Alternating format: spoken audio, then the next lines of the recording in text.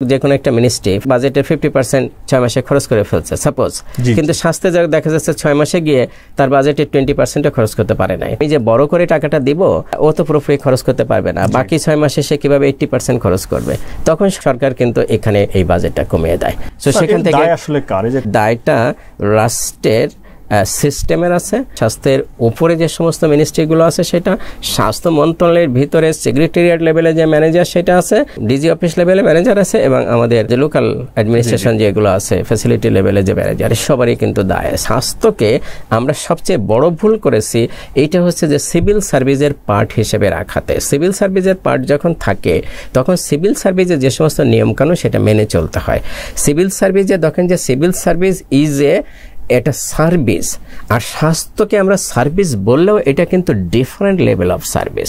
আমরা ব্যাঙ্গের সাথের মতো মেডিকেল কলেজগুলো করে পেলাম, হাই স্কুলের ধারণা নিয়ে আমরা মেডিকেল কলেজ করে পেলাম। হাই স্কুল যেরকম আমাদের বাপদাদারা 2-4টা বাস জোগাড় করে একটা টিন সেট করে 2জন শিক্ষক রাখলো আর 4-5 জন ছাত্র গ্রামে যারা ছিল তাদেরকে দেখে এনে স্কুল করে ফেললো, ঠিক মেডিকেল কলেজগুলো আমাদের সেই রকম করা হয়েছে। তো এখানে আমাদের সবচেয়ে বড় জায়গা এখন যেটা জোর দেওয়া দরকার আমি মনে করি যে কোয়ালিটি সেবার জন্য, সেটা হচ্ছে যে আমাদের যে সমস্ত গ্র্যাজুয়েট বের হয়েছে, বিশেষ করে এই গত 10-15-20 বছরে যে গ্র্যাজুয়েটগুলো বের হয়েছে তারা কেউ কিন্তু 2-4টা ব্যতিক্রম ছাড়া কেউ কিন্তু প্রপার ট্রেনিং নিয়ে বের হয়ে আসে নাই। কেউ সিনিয়র লেভেলের প্রফেসর হয়ে যাচ্ছে, তারা কিন্তু ডিপার্টমেন্টাল হেড হবে। রোগী তো জানে যেটা সেটা হচ্ছে যে উনি তো নাম করা প্রফেসর, কারণ প্রফেসর ডিপার্টমেন্টাল হেড, কিন্তু আসলে সেই কোয়ালিটিটা নিয়ে তো সে আসে নাই। তো সেই জন্য আমাদের এখানে সরকারের যেটা বা রাষ্ট্রে যেটা জোর দেওয়া উচিত সেটা হচ্ছে যে এদেরকে কম্পালসারি দেশে এবং দেশের বাইরের ট্রেনিং দেওয়া।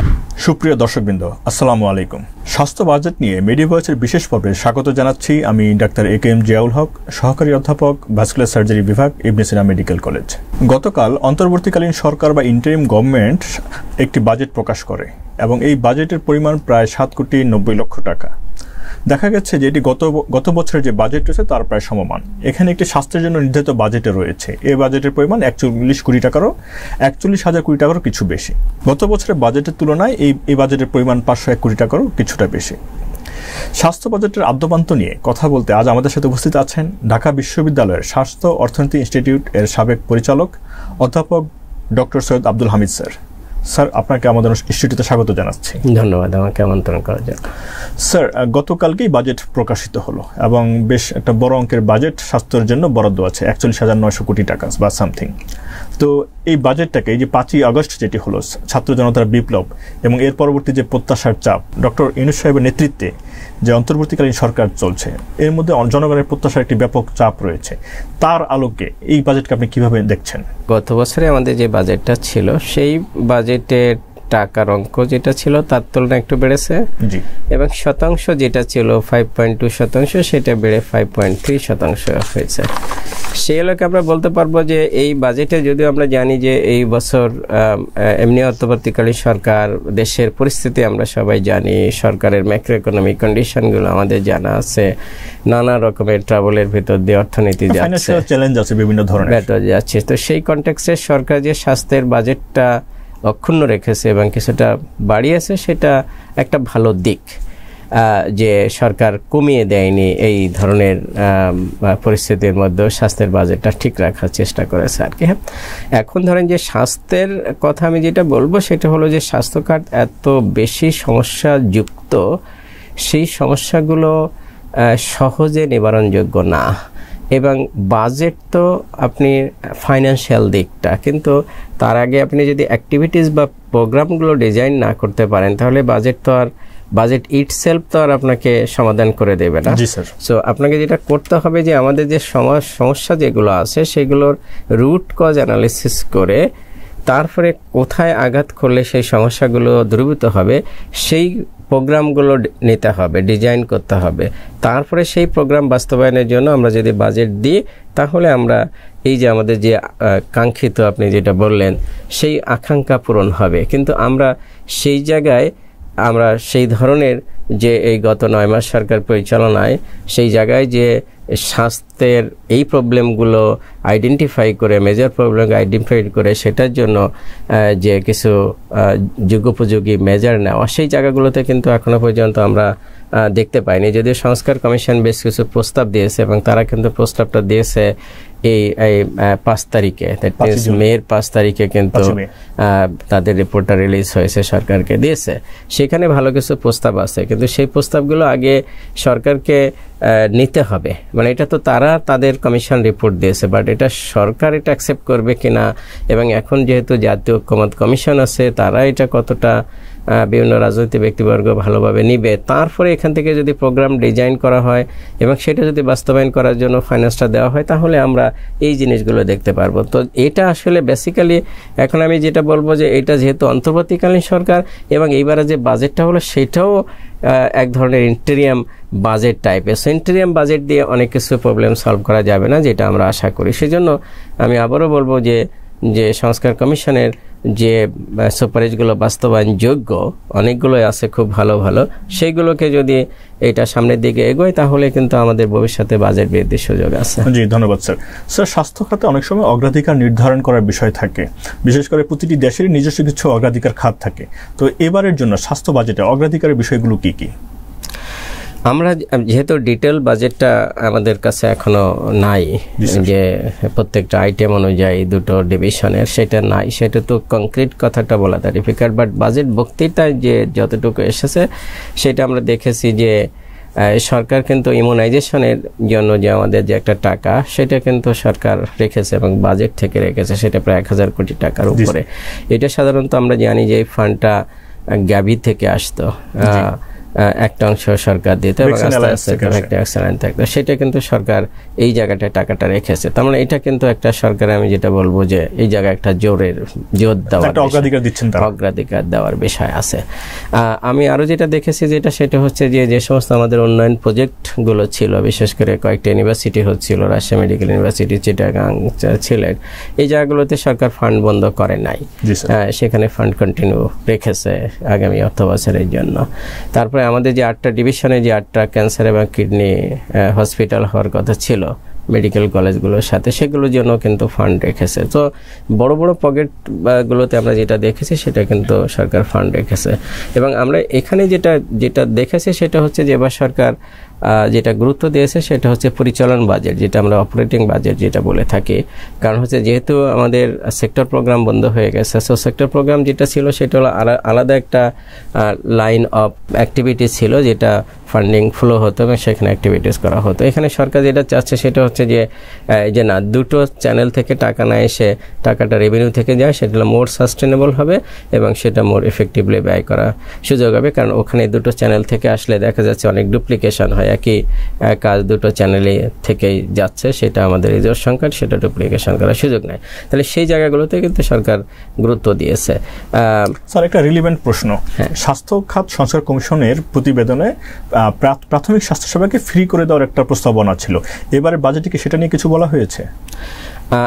আমরাও যেটা বলছি, যেহেতু মাইক্রো বাজেটটা আমাদের কাছে নাই প্রত্যেকটা লাইন আইটেম অনুযায়ী, তবে সেটা নাই। তবে আমরা যেটা দেখেছি সম্ভবত প্রাইমারি হেলথ কেয়ারের জন্য একটা বাজেটের কথা ওখানে বলা আছে, যে সেটি অগ্রাধিকার তালিকায় থাকছে সেটা। কিন্তু এখন বিষয় যেটা সেটা হচ্ছে যে আমি আবারও যেটা বলবো যে সংস্কার কমিশনের রিপোর্ট পুরোপুরি বাজেটে রিফ্লেক্ট করার সুযোগ নাই, কারণ কমিশনের রিপোর্ট দিল মাত্র 25 দিন আগে, তাই না? 25 দিন আগে। আমরা জানি যে আমাদের বাজেট যে মেকিং প্রসেস সেটা বহুত আগের থেকে শুরু হয়, সেটা সাধারণত জানুয়ারি অনার্ড শুরু হয়, মার্চ এপ্রিল থেকে এটা জোর দিয়ে শুরু হয়, তাই না? তাহলে এই বাজেটের সমস্ত কিছু তৈরি করা হয়ে গেছে বিফোর এই যে সংস্কার কমিশনের রিপোর্ট রিলিজ করার আগে। তাহলে সেই ক্ষেত্রে কিন্তু সুযোগটা কম। এবং আমি যেটা বললাম সেটা হলো যে ওই সুযোগটা নিতে গেলে প্রথমে আগে সরকারকে, বা এখন যেহেতু শুধু সরকার একা না, আমি যেটা বলছি যে অন্য রাজনৈতিক দলগুলো আছে, তাদের আসলে অ্যাকসেপ্ট করতে হবে যে সংস্কার কমিশনের কোন সুপারিশগুলো তারা বাস্তবায়ন করতে চায়। এটা অ্যাকসেপ্ট করে তারপরে সরকার যদি সেইভাবে সে বাস্তবায়নের প্রক্রিয়াটা শুরু করে, ডিজাইন করে প্রোগ্রামটা বা সিস্টেমটা ডিজাইন করে, তাহলে কিন্তু শুধুমাত্র বাজেট ওখানে দেওয়ার সুযোগ আছে, তাই না? কিন্তু বাজেট দেওয়ার সুযোগ নাই। আমি যদি মনে করি যে ওখানে বলা হয়েছে বাংলাদেশ হেলথ সার্ভিস করার, জুডিশিয়াল সার্ভিস মতো, তাহলে এটা তো আগে সরকারকে অ্যাকসেপ্ট করতে হবে, এটা তো অ্যাকসেপ্ট করতে হবে। তাহলে এই অ্যাকসেপ্ট করতে গেলে অ্যাকসেপ্ট করার পরে নানা এটাকে তৈরি করার জন্য নানা প্রক্রিয়া আছে, নানা অ্যাপ্রুভালের বিষয় আছে। তারপরে যখন ফাইনাল অ্যাপ্রুভাল হয়ে যাবে তখনই হচ্ছে যে এটাকে ফাংশনাল করার জন্য বাজেট রাখার সুযোগ আছে। তার আগে তো বাজেট রাখার সুযোগ নাই, কারণ এটা রাষ্ট্রীয় বাজেট। রাষ্ট্রীয় বাজেট হচ্ছে অ্যাক্টিভিটিজ এগেনস্টে হয়, প্রোগ্রামের এগেনস্টে হয়। তাহলে সেই অ্যাক্টিভিটিস প্রোগ্রাম যদি না থাকে, অ্যাপ্রুভালও যদি না হয়, তাহলে কিন্তু সেখানে বাজেট দেওয়ার সুযোগ নেই। তাহলে সেই কারণে আমরা বলবো যেটা সেটা হচ্ছে যে সেগুলো হয়ে যাওয়ার পরে যদি হয় তাহলে হবে। তারপরে আমরা যেটা দেখেছি যে আমাদের যে সংস্কার কমিশনের যে রিপোর্ট যেটা দিয়েছে, সেই রিপোর্টে শুধু রিফর্মের কথা বলে নাই, ওনারা অনেক মানে সিস্টেম স্ট্রেনথেনিং এর কথা বলেছেন, যে সিস্টেমটাকে এক্সিস্টিং সিস্টেমটাকে কীভাবে আরও স্ট্রেনথেনিং করা যায় সেই কথাটা বলেছেন। তো সেই সিস্টেম স্ট্রেনথেনিং এর জায়গায় কিছুটা রিফ্লেক্ট হয়েছে। আমি যেটা বলবো যে ওখানে বলা হয়েছে যে শূন্য যত পজিশন আছে, ভ্যাকেন্ট পজিশন আছে, সেগুলো পূরণ করার জন্য। সেটা কিন্তু বাজেটে, এটা বাজেট বক্তৃতাও এসেছে যে তারা তড়িৎ যে সমস্ত শূন্য পদ আছে বিভিন্ন টায়ারে, সেগুলো পূরণ করার চেষ্টা করবে। তার মানে সেই জায়গাগুলোর কনসিডারেশন যদি বলি তাহলে কিছুটা রিফ্লেকশন হয়েছে। স্যার, কিছুদিন আগে আমরা জানতে পেরেছি যুক্তরাষ্ট্র নির্ভর কতগুলো বিদেশি সহায়তা সংস্থা আছে, তাদের ফান্ডিং কমানোর একটি বিষয় এসেছে। অনেক বিশেষজ্ঞই আশঙ্কা প্রকাশ করছিলেন যে স্বাস্থ্য বাজেটে রিফ্লেকশন হতে পারে, স্বাস্থ্য বাজেট সংকুচিত হতে পারে এবং বাংলাদেশের স্বাস্থ্যসেবার বিভিন্ন জায়গা সংকুচিত হতে পারে, যেমন ম্যালেরিয়া, টিউবারকুলোসিস, HIV সহ বিভিন্ন জায়গা, কিংবা কোভিডের মতো ডিজিজগুলো। তো আপনি কি একটু আমাদেরকে বিশদভাবে বলবেন যে এর কোনো প্রভাব পড়েছে কিনা বা পড়বে কিনা সামনে? যেহেতু সরকার আগে থেকেই জানে যে ইউএসএইড ফান্ড উইথড্র করে নিয়েছে, যেটা বললাম যে গ্যাভি যেটা, গ্যাভি ফান্ডের যে বিষয়টা আমি ভ্যাকসিনেশনের জন্য, সেখানে সরকার কিন্তু সতর্ক হিসেবে এখন প্রায় 1000 কোটি টাকার মতো যেটা বাজেটে বলা হয়েছে। ঠিক একইভাবে যেহেতু ইউএসএইডের যে সমস্ত অ্যাক্টিভিটিসগুলো ছিল, এবং ইউএসএইডের অ্যাক্টিভিটিসগুলো দুইভাবে হতো। একটা হচ্ছে যে সরকারের মাধ্যমে হতো, দ্যাট মিনস সরকারের যে সমস্ত অপারেশন প্ল্যান ছিল, সরকার যে 5 বছর মেয়াদী যে প্ল্যান ছিল, যেটাকে আমরা সেক্টর ওয়াইড প্রোগ্রাম বলতাম, সেটার মাধ্যমে হতো। আরেকটা হচ্ছে যে ইউএসএইড বিভিন্ন এনজিওর মাধ্যমে তারা কিন্তু সেই কাজগুলো করতো। তাদের সেভ দ্য চিলড্রেন ছিল, আরও অনেক এনজিওর মাধ্যমে তারা সেই কাজটা করতো আর কি। এখন সরকারের মাধ্যমে যে কাজগুলো করতো, বিশেষ করে তাদের বিভিন্ন ওপিতে, অপারেশন প্ল্যানে তাদের বেশ কিছু ফান্ডিং ছিল, যেমন টিবি লেপ্রোসিতে তাদের ফান্ডিং ছিল, বা এরকম ম্যালেরিয়া বা ফ্যামিলি প্ল্যানিং এ ছিল। এই জায়গাগুলোতে নিশ্চয়ই যেহেতু ওই ফান্ডটা আসবে না, তাহলে এখানে নিশ্চয়ই সরকার ওই জায়গাগুলো থেকে ফান্ড দিয়েছে। কিন্তু স্টিল আমি আবারও বলবো, যেহেতু আমাদের কাছে মাইক্রো বাজেটটা নাই, লাইন আইটেম অনুযায়ী বাজেটটা ডিপার্টমেন্টের এই জন্য বলবো যে ওখানে দিয়েছে। কারণ আপনারা দেখেন যে ডেভেলপমেন্ট বাজেট যেটা, সেটা কিন্তু সরকার এবার কিন্তু বড় ধরনের কোনো নতুন প্রকল্প আমরা দেখি নাই, যেটা অন্য বছর থাকে। শুধুমাত্র এক্সিস্টিং যে সমস্ত প্রকল্প যে কাজগুলো ছিল, যেটা আমি বললাম যে 3-4 মেডিকেল ইউনিভার্সিটি করা হচ্ছিল, সেটার জন্য ফান্ডিং দিয়েছে। কিডনি ক্যান্সার ইনস্টিটিউট, সেটা বা এক্সিস্টিং যে ভ্যাকসিনের জন্য যে কাজটা চলমান ছিল, সেটার জন্য এগুলো এক্সিস্টিং গুলোতে দিয়েছে, কিন্তু নতুন কোনো বড় ধরনের প্রকল্প নেই। তাহলে যেহেতু আমি এটা শেষ করি, তাহলে যেহেতু বাজেটটা গত বছরের তুলনায় কমে নাই, বরং কিছুটা বেড়েছে, তার মানে সরকার কিন্তু জোর দিয়েছে রেভিনিউতে।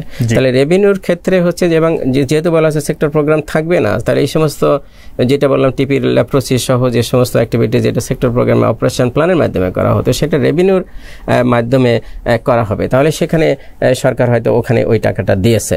বাট এখানে একটা কথা বলে রাখতে হবে, সেটা হচ্ছে যে মানে সরকার সেক্টর প্রোগ্রাম থেকে বেরিয়ে আসলো, কিন্তু এখন আসে একটা ট্রানজিশন পিরিয়ড, এবং ট্রানজিশন পিরিয়ডের জন্য কিন্তু তারা ক্লাস্টার ওয়াইজ ডিপিপি করার চেষ্টা করছে।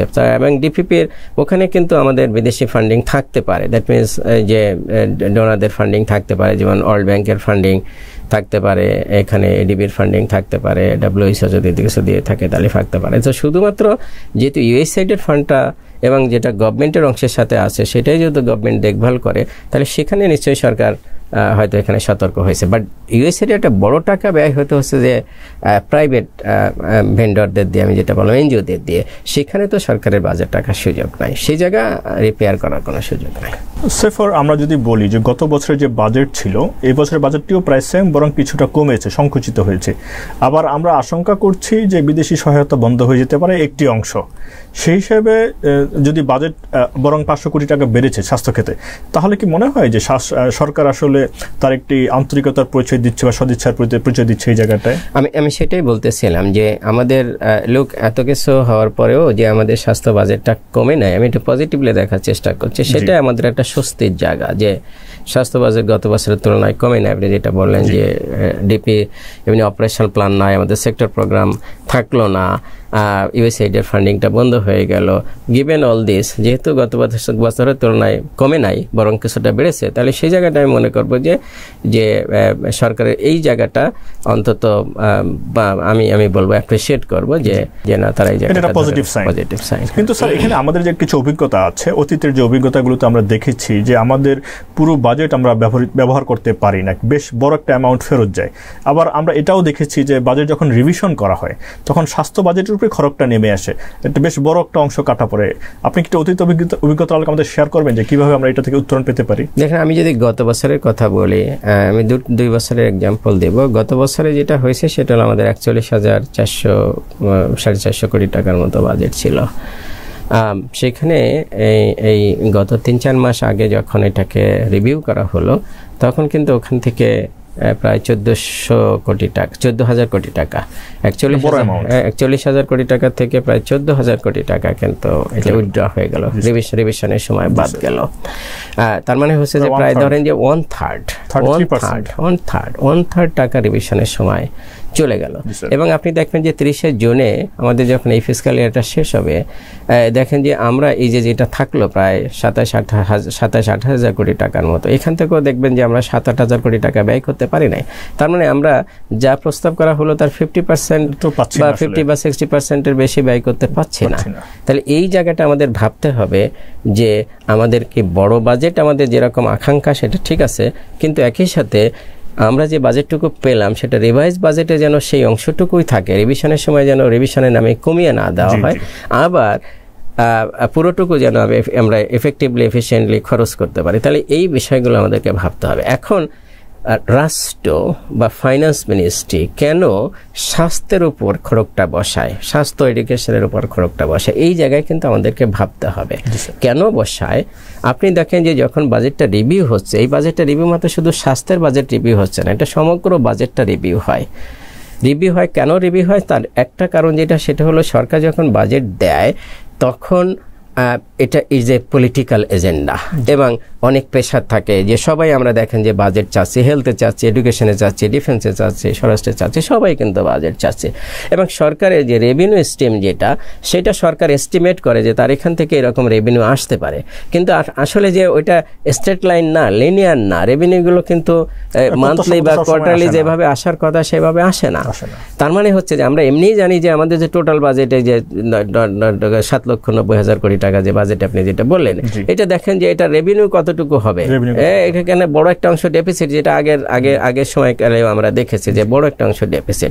তাহলে সরকারি যখন রেভিনিউ আসতেছে না, ডেফিসিট ফাইন্যান্সিং থেকে করছে, তারপরে এটাকে বড় করতে হচ্ছে এবং এটা ইন্টারেস্ট বেস বড়। কিন্তু আমরা পোস্ট অফিসে টাকা রাখি, সেই টাকাটা সরকার কিন্তু খরচ করে, আমাদেরকে কিন্তু ইন্টারেস্ট দিতে হয়। আমরা ব্যাংকে টাকা রাখি, ব্যাংক আমাদেরকে ইন্টারেস্ট দেয়, মানে সরকারি টাকাটা নিচ্ছে, ঠিক আছে, তার মানে এটাকে বড় করতে হয়। তাহলে সেটা সরকার যখন দেখে যে খাতটা খরচে বেশি এগিয়ে নাই, অ্যাডভান্স করতে পারে নাই, দেখেন যে 6 মাস পরে যদি রিভিউ হয়, এখন 6 মাস পরে দেখেন যে কোনো একটা খাত, আমি বলবো যে রোডস অ্যান্ড হাইওয়ে বা অন্য যে কোনো একটা মিনিস্ট্রি ফর এক্সাম্পল, তারা দেখা যাচ্ছে তাদের বাজেটের 50% 6 মাসে খরচ করে ফেলছে সাপোজ, কিন্তু স্বাস্থ্যে দেখা যাচ্ছে 6 মাসে গিয়ে তার বাজেটের 20% খরচ করতে পারে নাই। তখন দেখে যে আমি যে বড় করে টাকাটা দিব, ও তো পুরোপুরি খরচ করতে পারবে না, বাকি 6 মাসে সে কীভাবে 80% খরচ করবে, তখন সরকার কিন্তু এখানে এই স্বাস্থ্যের এই বাজেটটা কমিয়ে দেয়। তার মানে এখানে বাস্তবতা যেটা, সেটা হচ্ছে যে সরকারের অনেক সময় আন্তরিকতা থাকলেও যেহেতু তার ক্রাইসিস, আমি বললাম যে রেভিনিউটা আসছে না, তাহলে তাকে কমাতে হয়, যা প্রস্তাব করেছিল তাকে কমাতে হয়। তাহলে কোথায় কমাবে? কমাতে গিয়ে তখন চোখ পড়ে যে যেখানে খরচে অগ্রগতি কম হয়েছে সেখানে। আর যারা খরচ করে ফেলছে অগ্রগতি, তারা তো বাকি সময় তাদের যে বাজেট আছে সেটা তো খরচ করে ফেলবে, সেখান থেকে আনার সুযোগ নেই, এবং সেখান থেকে আনতে গেলে প্রতিবাদ হবে। কিন্তু স্বাস্থ্যকে যেহেতু এরা খরচ করতে পারে নাই, তো সেখান থেকে আসলে এই জায়গাটায় দায়টা আমাদের আসতে হবে। এই দায়টা আমি যেটা বলবো সেটা হচ্ছে যে দায়টা রাষ্ট্রের সিস্টেমের আছে, রাষ্ট্রের বিভিন্ন মিনিস্ট্রির, আমি বলবো যে অ্যাপেক্স মিনিস্ট্রি, স্বাস্থ্যের উপরে যে সমস্ত মিনিস্ট্রিগুলো আছে সেটা, স্বাস্থ্য মন্ত্রণালয়ের ভিতরে সেক্রেটারিয়েট লেভেলে যে ম্যানেজার সেটা আছে, এবং ডিজি অফিস লেভেলে ম্যানেজার আছে, এবং আমাদের যে লোকাল অ্যাডমিনিস্ট্রেশন যেগুলো আছে ফ্যাসিলিটি লেভেলে যে ম্যানেজার, সবারই কিন্তু দায় আছে। তারপরে আমি যদি সিস্টেমের দায়টা বলি, সিস্টেমের দায় যেটা সেটা হচ্ছে যে স্বাস্থ্যকে আমরা সবচেয়ে বড় ভুল করেছি, এইটা হচ্ছে যে সিভিল সার্ভিসের পার্ট হিসেবে রাখাতে। সিভিল সার্ভিসের পার্ট যখন থাকে তখন সিভিল সার্ভিসে যে সমস্ত নিয়মকানুন সেটা মেনে চলতে হয়। সিভিল সার্ভিসে দেখেন যে সিভিল সার্ভিস ইজ এটা সার্ভিস, আর স্বাস্থ্যকে আমরা সার্ভিস বললেও এটা কিন্তু ডিফারেন্ট লেভেল অফ সার্ভিস, কারণ স্বাস্থ্যকে প্রোডাকশন করতে হয়। আমি যেটা বলবো যে সিভিল সার্ভিস, ধরেন যে পুলিশ, এটা একটা সিভিল সার্ভিস। একজন পুলিশ অফিসার, একজন পুলিশ সদস্য, সে যদি রাস্তায় ধরেন যে অ্যাপ্রন পরে দাঁড়িয়ে থাকে, তার যে পোশাক সেটা পরে দাঁড়িয়ে থাকে, তাহলে কিন্তু ওই এলাকার নিরাপত্তা নিশ্চিত হয়ে যায়। একজন কাস্টমস অফিসার, সে অফিসে গেলে তার মিনিমাম সাপোর্ট স্টাফ নিয়ে সে কিন্তু কাজটা করতে পারে। কিন্তু একটা হসপিটালে একজন ডাক্তার বা একজন স্বাস্থ্যকর্মী, তার কিন্তু একটা টিম লাগে, এবং তার ইকুইপমেন্ট লাগে, এবং প্রপার কম্বিনেশন লাগে। তার মানে এই যে রেডিনেসের যে বিষয়টা, এই রেডিনেসের বিষয়টা সিভিল সার্ভিসের অন্য জায়গার যে নিয়মকানুন সেটা দিয়ে এখানে কিন্তু বাস্তবায়ন করা সম্ভব না।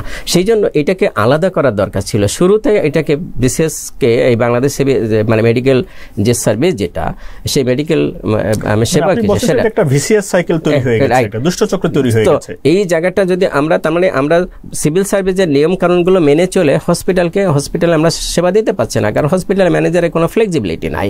হসপিটাল ম্যানেজারের যে ধরনের কুইক কেনাকাটা করার দরকার, সেই ধরনের যাচ্ছে রাষ্ট্রীয় ওই নিয়ম কানুন মেনটেন করতে গিয়ে, procurement policy, procurement rule follow করতে গিয়ে সে কিন্তু আমলাতান্ত্রিক জটিলতা আছে। সো এই নানাবিধ বিষয় আছে, সেটা হচ্ছে যে আমি যেটা বলবো যে মানে স্বাস্থ্য খাতকে যেটা বলা হয়েছে সেটা হচ্ছে যে শিকলে বন্দি রেখে তাকে বলা হচ্ছে তুমি দৌড়াও, এবং শুধু দৌড়াও না, তুমি হুসেন বোল্টের গতিতে দৌড়াও, সেটা তো সম্ভব না। তার মানে তাকে এই শিকল মুক্ত করতে হবে। এই শিকল যেরকম আইন কানুনের শিকল আছে, সেরকম এই যে ব্রোকেটিক জটিলতা আছে। বিশেষ করে আমি যদি বলি যে হেড ওয়াইজ টাকা দেওয়া হচ্ছে, হেড ওয়াইজ টাকা ইকোনমিক কোড আছে, এবং এক হেডে টাকা বেঁচে আছে, সেটা আর এক হেডে খরচ করতে গেলে আর এক হেডে দেখা যাচ্ছে যে টাকাটা শেষ হয়ে গেছে, এবং ওইটা সবচেয়ে প্রয়োজনীয়। ধরেন যে একটা হেড, যে সেই টাকাটায় সেখানে টাকা নাই, কিন্তু আপনার অন্য হেডে টাকা আছে, বাজেট আছে, টাকা পড়ে আছে, রাষ্ট্রীয় টাকা আপনার অ্যাকাউন্টে আছে, কিন্তু আপনার এটা খরচ করতে গেলে যেটা করতে হবে সেটা হচ্ছে যে আপনার হায়ারার্কিতে এটা অনুমোদন নিতে হবে। সেই অনুমোদনের প্রসেসটা বেশ জটিল, ডিজি থেকে নিতে হবে। এবং অন্যদিকে যেটা সেটা হলো যে আপনি ফ্যাসিলিটি ম্যানেজারদেরকে সেইভাবে প্রশিক্ষিত করে কিন্তু তাদেরকে কনফিডেন্ট করে গড়ে তুলছেন না। এবং অন্যদিকে আবার যেটা আছে যে অডিটের একটা খড়ক তাদের উপরে আছে, যে অডিট যদি ঠিকমতো না হয় তাহলে তাদের পেনশন আটকে যাবে, তাদের প্রভিডেন্ট ফান্ড আটকে যাবে, তারা কলঙ্কিত হবে। সো এই ধরনের রিস্ক নিতে চায় না। অ্যাকাউন্টস অফিসকে ঘুষ না দিলে আপনি টাকা রিলিজ করতে পারবেন না। অডিটকে ঘুষ না দিলে আপনি সেই অডিট কোনোভাবে সেই অডিট মানে হবে না। তাহলে এই যে বিষয়গুলো, এবং অন্যদিকে যেটা ফ্যাসিলিটি ম্যানেজার বা হেলথ সেক্টর ম্যানেজার যারা আছে, তাদের যে কম্পিটেন্ট, তাদের যে ট্রেনিং, দক্ষতা, এই জায়গাগুলোতে তাদের গ্যাপ আছে। সবচেয়ে বড় জায়গায় যেটা হয় সেটা হচ্ছে যে জায়গাটা আমরা খরচ করতে পারি না, রেভিনিউ বাজেটে তাও আমরা একটা বড় অংশ খরচ করে ফেলি, প্রায় 90% আমরা খরচ করে ফেলি, 10%-এর মতো থাকে। এই 10% যে খরচ করতে পারি না, এই জায়গাটার মূলত যেটা সেটা হলো যে সিস্টেমের আমাদের যে বিষয়গুলো আছে। ইডিসিএল একটা বড় ফ্যাক্টর। ইডিসিএল থেকে ওষুধ কিনতে হয়, কিন্তু ইডিসিএলের সক্ষমতা নেই সেই প্রয়োজনীয় ওষুধগুলো সময় মতো দিবে। তাকে যখনই তাকে বলা হয় যে ওষুধ দাও, যেহেতু তাদের সরকারি টাকাটা চলে যাচ্ছে, এটা কেনাকাটাটা সহজ, এটা মানে অন্যান্য প্রকিউরমেন্টের মতো না, এটা কেনাকাটাটা সহজ, কিন্তু ইডিসিএল দেখা যাচ্ছে যে সময় মতো ওষুধটা দিতে পারছে না। এবং শুধু সময় মতো না, তারা এক প্রকার ওষুধ চাইলে তারা আরেক প্রকার ওষুধ দিচ্ছে, কারণ তাদের স্টকে যে ওষুধ আছে সেটা দিয়ে দিচ্ছে, যেটা হসপিটাল চাইনি বা হসপিটালের দরকার নেই। আবার সেটা ঠিক আছে, তারপর আমি মেনে নিলাম যে সেটা হলো, কিন্তু দেখা যাচ্ছে তারা যদি সময় মতো এনওসিটা দিয়ে দেয়, তাহলে এই ফ্যাসিলিটিটা কিন্তু তারা ওষুধের বাইরে থেকে কিনে নিতে পারে। তারা সময় মতো এনওসি তো দিচ্ছে না। তাহলে এইরকম অসংখ্য জঞ্জাল আছে, যেটা পরিষ্কার না করতে পারলে কিন্তু স্বাস্থ্য খাতে খরচ করা যাবে না। আর খরচ যখন করতে পারবে না, তখন ওই রিভাইজ বাজেটের সময় ওইটা কমিয়ে দিবে এবং কোনোভাবে আপনার কিন্তু বড় বাজেট পাওয়ার সম্ভাবনা। স্যার, আপনি কি মনে করেন এই যে সমস্যাটি রয়েছে, অর্থাৎ একটা ভিসিএস সাইকেল বা দুষ্টচক্রের কথা বলছি, যে যখন বাজেট রিভিশন করা হচ্ছে, তখন স্বাস্থ্য খাত যেহেতু তার নিজস্ব বাজেট খরচ করতে পারছে না, ব্যয় করতে পারছে না, ওটা দেখেই তারা বলছে যে রিভিউ বাজেটে স্বাস্থ্য বাজেটের বরাদ্দটা কমিয়ে দিল। আবার বিভিন্ন রকম আমলাতান্ত্রিক জটিলতায়, দীর্ঘসূত্রিতার কারণে, বিশেষ করে টেন্ডার প্রক্রিয়ার দীর্ঘসূত্রিতার কারণে, কিংবা যারা কর্মকর্তা রয়েছেন তাদের অদক্ষতা বা এই বিষয়ে জ্ঞান কম থাকার কারণে তারা এইটা প্রসেস করতে পারছে না, অনেক বেশি সময় নিচ্ছেন, ফলে দেখা যাচ্ছে যে ফান্ডের একটা অংশ ফেরত যাচ্ছে এবং অব্যবহৃত থাকছে। তাহলে স্বাস্থ্য কমিশন যে প্রস্তাব করলো, বাংলাদেশ হেলথ কমিশন কিংবা আপনার বাংলাদেশ হেলথ সার্ভিস যে প্রস্তাবগুলো পড়েছে, আপনার কি মনে হয় যে এগুলো যদি বাস্তবায়ন করা হয় তাহলে স্বাস্থ্য খাতে যে বাজেটটি দেওয়া হচ্ছে, বাজেট রিভিউ, বাজেট কর্তন হওয়া কিংবা বাজেট ফেরত যাওয়া যে বিষয়গুলো হওয়া, এগুলো কি লাঘব করা যাবে? স্বাস্থ্য সংস্কার কমিশন যেটা বলেছে, যেটা তিনটা শব্দ আপনি বলেছেন, সেটা হচ্ছে একটা হচ্ছে যে স্বাস্থ্য কমিশন, যে একটা স্থায়ী একটা স্বাস্থ্য কমিশন, সেটা একটা সুপ্রিম একটা অথরিটি হিসেবে থাকবে, যারা নিয়ম কানুন, রুলস ইত্যাদি ইত্যাদি, অ্যাক্রিডিটেশন, এই জিনিসগুলো ঠিক করবে, একটা গভর্নিং কাউন্সিল বা বডি হিসেবে মূলত কাজ করবে। কিন্তু মূল জায়গা যেটা বলেছে সেটা হলো বাংলাদেশ হেলথ সার্ভিস, যেটা এখন যে আমাদের যে অ্যাডমিনিস্ট্রেশনটা আছে, যে সেক্রেটারিয়েট লেভেল একটা অ্যাডমিনিস্ট্রেশন, ডিজি লেভেল একটা অ্যাডমিনিস্ট্রেশন, এবং এখানে দেখা যাচ্ছে জেনারেল ক্যাডার আছে, আবার মেডিকেল ক্যাডার আছে ম্যানেজমেন্টে, এই জায়গাগুলো সমাধান হবে যদি বাংলাদেশ হেলথ সার্ভিস হয়। এবং সেখানে পরিষ্কার করে যেটা বলা আছে সেটা হচ্ছে যে এটা স্বাস্থ্যের আলাদা কোনো সেক্রেটারিয়েট থাকবে না, বাংলাদেশ হেলথ সার্ভিসই স্বাস্থ্যের সেক্রেটারিয়েট হবে। তাহলে এখানে এবং সেক্রেটারিয়েট এবং ডিজি এটা আলাদা অফিস হবে না, এটা একটা প্রিমিজের মাধ্যমে হবে। দ্যাট মিন ডিজি যেটা ধরেন যে ফাইলটা অ্যাপ্রুভ করে দিবে, সেটা ওই একজন এখন যেরকম একজন ডেপুটি সেক্রেটারি বা সিনিয়র অ্যাসিস্ট্যান্ট সেক্রেটারির কাছে যায়, আবার নতুন করে এটা কোট আপ করা হয়, সেইগুলো কিন্তু হবে না। তার মানে এই যে সময় ক্ষেপণ, এবং যেহেতু একই প্রিমিজে একই জায়গায় আসবে, ইন্টিগ্রেটেড হবে, আমি মনে করি সেটা হচ্ছে যেটা বাস্তবায়ন হলে সেটা কিন্তু ওই সময় ক্ষেপণের বিষয়টা কিন্তু কমে যাবে, এবং সিদ্ধান্ত গ্রহণটা অনেক ক্ষেত্রে আমি মনে করি সেটা হচ্ছে যে সুযোগ তৈরি হবে, তাড়াতাড়ি কুইক নেওয়ার সুযোগ তৈরি হবে। কিন্তু ফ্যাসিলিটি লেভেলের যে ম্যানেজারদের যে সক্ষমতা, সেটা তৈরি করতে হবে। তার মানে ফ্যাসিলিটি লেভেলে আপনাকে যেটা করতে হবে সেটা হলো যারা ম্যানেজার হবে, কারণ সংস্কার কমিশনে যেটা বলা হয়েছে সেটা হচ্ছে যে আরএমওকে দায়িত্ব দেওয়া হবে হচ্ছে যে উপজেলা হেলথ কমপ্লেক্সের, আর ইউএসএফপিও এখন যিনি আছেন উনি যেটা হবেন সেটা হচ্ছে যে ওখানে যে পাবলিক হেলথ যেটা, সেইটারই মূলত দেখভাল করবেন, বাট সাইড বাই সাইড উপজেলা হেলথ কমপ্লেক্সকে মনিটর করবেন। এখন আরএমও যদি ম্যানেজার করে তোলা যায়, কনফিডেন্ট করে তোলা যায়, তাকে যদি ট্রেন্ড আপ করা হয়, তাহলে ঠিক আছে যে সে কিন্তু ম্যানেজার হলো, সেম অ্যাজ ডিস্ট্রিক্ট লেভেলে একজন যদি ভালো ম্যানেজার হয়, এবং তারা যদি ম্যানেজারাল ট্রেনিংগুলো পাওয়া যায়, তারা যদি এই সবগুলো জানে, procurement rules, human resource, audit face করা, অ্যাকাউন্টস ফেস করা, তাহলে কিন্তু ওই নিচের টায়ারও ঠিক আছে। তো আমার মনে হয় যে বাংলাদেশ হেলথ সার্ভিস যখন হয়ে যাবে, তখন কিন্তু বাংলাদেশ হেলথ সার্ভিসের অনেক কিছুই সুযোগ থাকবে আবার নতুন করে থিঙ্ক করা। তো আমরা প্রথমে এমফাসিস দিই যে এটা হয়ে যাক, বাংলাদেশ হেলথ সার্ভিস হয়ে যাক, তারপর দেখা যাচ্ছে যে গ্যাপগুলো, কারণ অনেক দিনের প্রবলেম, এটা তো একসাথে সমাধান হবে না। ওইটা কাজ করতে গিয়ে দেখা যাচ্ছে যে না, আরএমওকে ম্যানেজার করে হয়তো সম্ভব হচ্ছে না, তখন হয়তো তারা ভাববে যে তাহলে ঠিক আছে, আমরা যেটা বারবার বলেছি যে আলাদা একটা ম্যানেজারের স্টিম তৈরি করা হোক, ডাক্তারদের ভিতর থেকেই হোক, কিন্তু ডাক্তাররা শুরুতে ম্যানেজার হিসেবে যাবে এবং তারা ওই ম্যানেজমেন্ট, হসপিটাল ম্যানেজমেন্ট, তারা অ্যাকাউন্ট, প্রকিউরমেন্ট, এই জিনিসগুলোই তারা শিখবে, তাহলে তারা কনফিডেন্ট হবে, তাহলে তারা সেটা হলো সিন্ডিকেট দমন করা হোক বা কনফিডেন্টলি খরচ করা হোক বা ওখানে বড়বাবুকে হ্যান্ডেল করা হোক, এইগুলো কিন্তু তারা করতে পারবে। জি, ধন্যবাদ স্যার, খুব চমৎকার আমরা আলোচনা করছিলাম। স্যার, একটি জিনিস আমরা জানলাম যে আমরা এমনিতেই অনেক বরাদ্দ কম পাচ্ছি, অর্থাৎ জিডিপির মাত্র 0.8% পাচ্ছি, 1%ও না, যেখানে ওয়ার্ল্ড হেলথ অর্গানাইজেশনের সুপারিশ হচ্ছে 5% অ্যাটলিস্ট। আবার এদিকে দেখা যাচ্ছে যে বাজেট রিভিউর নামে বাজেট কর্তন হচ্ছে স্বাস্থ্য বাজেট, আবার দেখা যাচ্ছে যে সেখান থেকেও যা বরাদ্দ সেটা একটা অংশ ফেরত যাচ্ছে, অর্থাৎ এখানেও আমরা 50% বাজেটও আমরা পাচ্ছি না। অর্থাৎ ইনিশিয়ালি স্বাস্থ্য খাতে যে বাজেট বরাদ্দ দেওয়া হচ্ছে, শেষ পর্যায়ে গিয়ে দিন শেষে আমাদের বরাদ্দ আসলে 50% বা 60%-এর বেশি নয়। কিন্তু গদের উপরে বিস্ফোরা যাকে বলা হচ্ছে সেটি হচ্ছে দুর্নীতি। স্বাস্থ্য খাতে দুর্নীতির কথাটিও বহুল প্রচারিত। তো দুর্নীতির খাতগুলো কোথায়, যে কোন কোন খাতে দুর্নীতি হয়, বা এটা থেকে স্যার উত্তরণের উপায়টা কি কাইন্ডলি বলবেন আমাদের? চমৎকার বলেছেন, ভালো কোশ্চেন যেটা, সেটা হচ্ছে যে হ্যাঁ, স্বাস্থ্য খাতের দুর্নীতি বা ওয়েস্টেজ যদি বলি, তাহলে দুর্নীতি আছে কেনাকাটার সাথে, মূল দুর্নীতিটা হয় কেনাকাটার সাথে। তাহলে এই কেনাকাটাটা আমাদের অপারেটিং বাজেট বা পরিচালন বাজেট যেটা বলছি সেখানেও আছে, এটা ডেভেলপমেন্ট যেটা অংশ যেটা আছে সেখানে তো আছেই, কারণ ওখানেও কেনাকাটা, ওখানে প্রকিউরমেন্টের অনেক কিছুই আছে আর কি। তো আমি যদি এই জায়গাটায় হাত দিই প্রথমে, তারপরে যেটা আরও দুর্নীতি আছে, সিস্টেমিক দুর্নীতি যেটা, সেটা হলো যে ডাক্তারদের অ্যাবসেন্টিজম, সেটা দুর্নীতি। আবার যেটা ওয়েস্টেজ বা দুর্নীতির কথা বলে, আমি ওয়েস্টেজের কথাটাই বলি। তাহলে আবার যেটা আছে সেটা হচ্ছে যে ধরেন যে কিছু ইনপুট আছে, কিছু ইনপুট নাই, দেখা যাচ্ছে হিউম্যান রিসোর্স আছে কিন্তু মেডিকেল ইকুইপমেন্টটা নাই, তাহলে হিউম্যান রিসোর্সের জন্য যে খরচটা করা হচ্ছে সেটাও কিন্তু ওয়েস্টেজ। আবার ইকুইপমেন্ট আছে বাট ম্যান পাওয়ার নাই।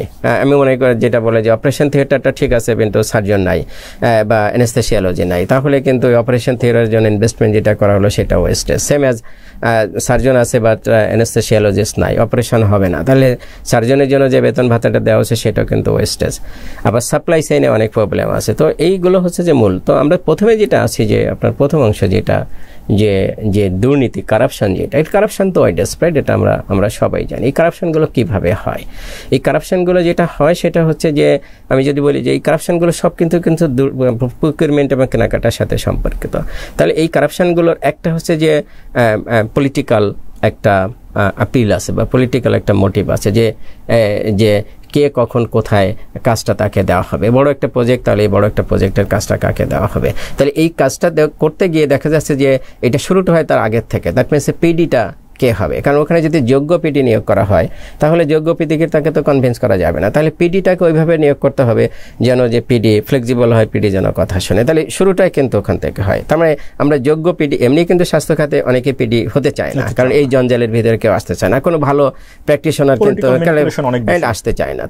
তার মানে ওখানে এমনি আসতে চায় না, পাওয়াটা কঠিন, আর তারপরে সে এসেও কাজও করতে পারবে না। সেই জন্য ওই পিডিটা সবসময় দুর্বল থাকে, আর পিডিটা দুর্বল হলে তাকে মোটিভেট করা খুবই সহজ হয়ে যায়। তাহলে এখানে যেটা হয় সেটা হচ্ছে যে পিডি নিয়োগ হলো, কিন্তু পিডির হাতে আসলে কিন্তু ক্ষমতা থাকে না, ইনফ্লুয়েন্সগুলো থাকে। হয় রাষ্ট্রের উপরের শক্তি এটা তাকে ইনফ্লুয়েন্স করে যে একে কাজ দিতে হবে, অথবা পিডি নিজের ও ইন্টারেস্ট থাকতে পারে যে কাকে কাজ দেবে। সো এই বিষয়গুলো কিন্তু হয়ে যায়, এবং এটা যখন হয় তখন হচ্ছে যে কন্ট্রাক্টর যাকে দিয়ে কাজ করানো হবে সে যদি কম্পিটেন্ট না হয় এবং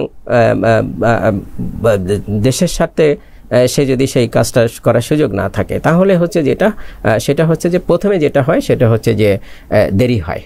প্রজেক্ট 3 বছরের প্রজেক্ট 5 বছর 7 বছর লেগে যায়।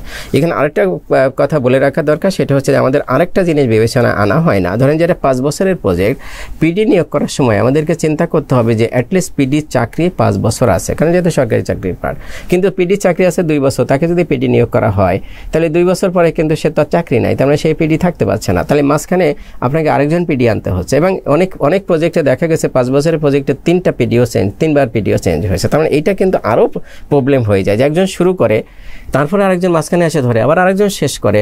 তাহলে এই যে মিসম্যাচগুলো, এটা কিন্তু সাংঘাতিক ক্যাওয়াটিক হয়ে যায় যেটা কাজকে এগিয়ে নেওয়ার জন্য। এবং এই সুযোগগুলো কিন্তু এই যে কন্ট্রাক্ট পেল এবং যারা এই দুর্নীতির সাথে জড়িত যে সিন্ডিকেট চক্রগুলো, সেটা কিন্তু অনেকে প্রজেক্টে দীর্ঘায়িত করছে অতিরিক্ত বাজেট পাওয়ার জন্য। এবং রাইট, এবং এটা আমি যেটা মনে করি যে এই যে এটা ম্যানিপুলেটটা যেটা করা হচ্ছে, এই যে দেরিটা যেটা করা হচ্ছে সেটা সিস্টেমের পার্ট। দ্যাট মিন্স এই চিন্তাই করা হচ্ছে দুর্নীতি করার জন্য, দুর্নীতি এটাও মানে দুর্নীতি পরিকল্পনার অংশ। রাইট। তো এই জায়গাগুলোতে আমাদের প্রবলেম হয়ে যায়। সো কেনাকাটা সংক্রান্ত সব জায়গাগুলোতে, বিশেষ করে ইকুইপমেন্ট, বিশেষ করে যে অন্য যে সমস্ত মেডিকেল ইকুইপমেন্ট কেনাকাটার যে জায়গা, তো সেই জায়গাটাতে দুর্নীতি বেশি হয়। ওষুধ প্রকিউরমেন্টের দুর্নীতি হয়। আর এই দুর্নীতি কীভাবে হয় সেটা তো আমরা জানি যে আমাদের দেশে রেফারেন্স দিয়ে দুর্নীতি হয়। শায়দ সাবডিনার কেস যেগুলো ছিল সেটাকে রেফারেন্স দিয়ে দুর্নীতি। দ্যাট মিনস আপনি বড় ব্যক্তিদের সাথে ছবি তুলতেছেন, ও করছেন। তার মানে হচ্ছে যে ধরেন যে আমি সাপোজ যদি কোনো বড় ব্যক্তির সাথে ছবি তুলি, প্রাইম মিনিস্টারের সাথে, পররাষ্ট্র উপদেষ্টার সাথে, অমুকের সাথে ছবি তুললেন, এখন আপনি দেখতেছেন যে ওনার তো এত বড় বড় লোকের সাথে খাতির আছে, সো আমাকে ঘাটানোটা আপনার জন্য ডিফিকাল্ট হয়ে যায়। সো এই রেফারেন্স দিয়ে দুর্নীতিগুলো তো আমি আরও যেটা অপচয় যেটা হয় সেটা হলো যে আমাদের দেখেন যে এই স্বাস্থ্য খাতের স্টেক হোল্ডারদের সংখ্যা অনেক বেশি, এখানে অনেক কস্ট সেন্টারের সংখ্যা বেশি, দ্যাট মিনস ধরেন যে এই ইডিসিএল একটা কস্ট সেন্টার, কারণ ইডিসিএল একটা অংশ টাকা খরচ করতে হয়, এই সিএমএসডি একটা কস্ট সেন্টার, নিমু একটা কস্ট সেন্টার, টেমু একটা কস্ট সেন্টার, উপজেলার ভিতরে দুটো কস্ট সেন্টার, দ্যাট মিনস একটা হচ্ছে ক্লিনিক্যাল সাইড দেখতেছে উপজেলা, একটা হচ্ছে যে আপনার যে পাবলিক হেলথ দেখতে। এই অসংখ্য কস্ট সেন্টার হতে যেটা হয়েছে স্টেক হোল্ডারদের সংখ্যা অসংখ্য। আর আমাদের কালচারালি যেহেতু আমরা এই যে ক্যাওয়াটিক জাতি, সো এই জায়গাগুলোর জন্য যে সিস্টেমেটিক যে ফ্লেক্সিবিলিটি থাকা দরকার ছিল বিশেষ করে স্বাস্থ্য খাতের জন্য, এবং যে ধরনের ম্যানেজমেন্ট কাঠামো দরকার ছিল সেটা করতে পারি নাই বলে দুর্নীতিটা আরও বেশি শেকড় গজিয়ে ওঠে। স্যার, আমরা স্বাস্থ্য খাতে এরপরও যতটুকু বাজেট বরাদ্দ পেলাম, দেখা যাচ্ছে যে আমাদের কোয়ালিটি স্বাস্থ্যসেবা প্রাপ্তির ক্ষেত্রে জন অসন্তোষ থাকছে, আস্থার সংকট থাকছে। তাহলে আমরা কোয়ালিটি স্বাস্থ্যসেবা আসলে কেন পাচ্ছি না? ঘাটতিগুলো কোথায়? কোয়ালিটি স্বাস্থ্যসেবা বলতে আমরা কি বুঝি সেটা তো আমাদের বুঝতে হবে। আমরা জানি যে WHO কোয়ালিটি স্বাস্থ্যসেবা মানে হচ্ছে যে আপনার টাইমলি দিতে হবে, সেটা এফেক্টিভনেস দিতে হবে, সেটা এভিডেন্স বেসড হতে হবে, তাই না?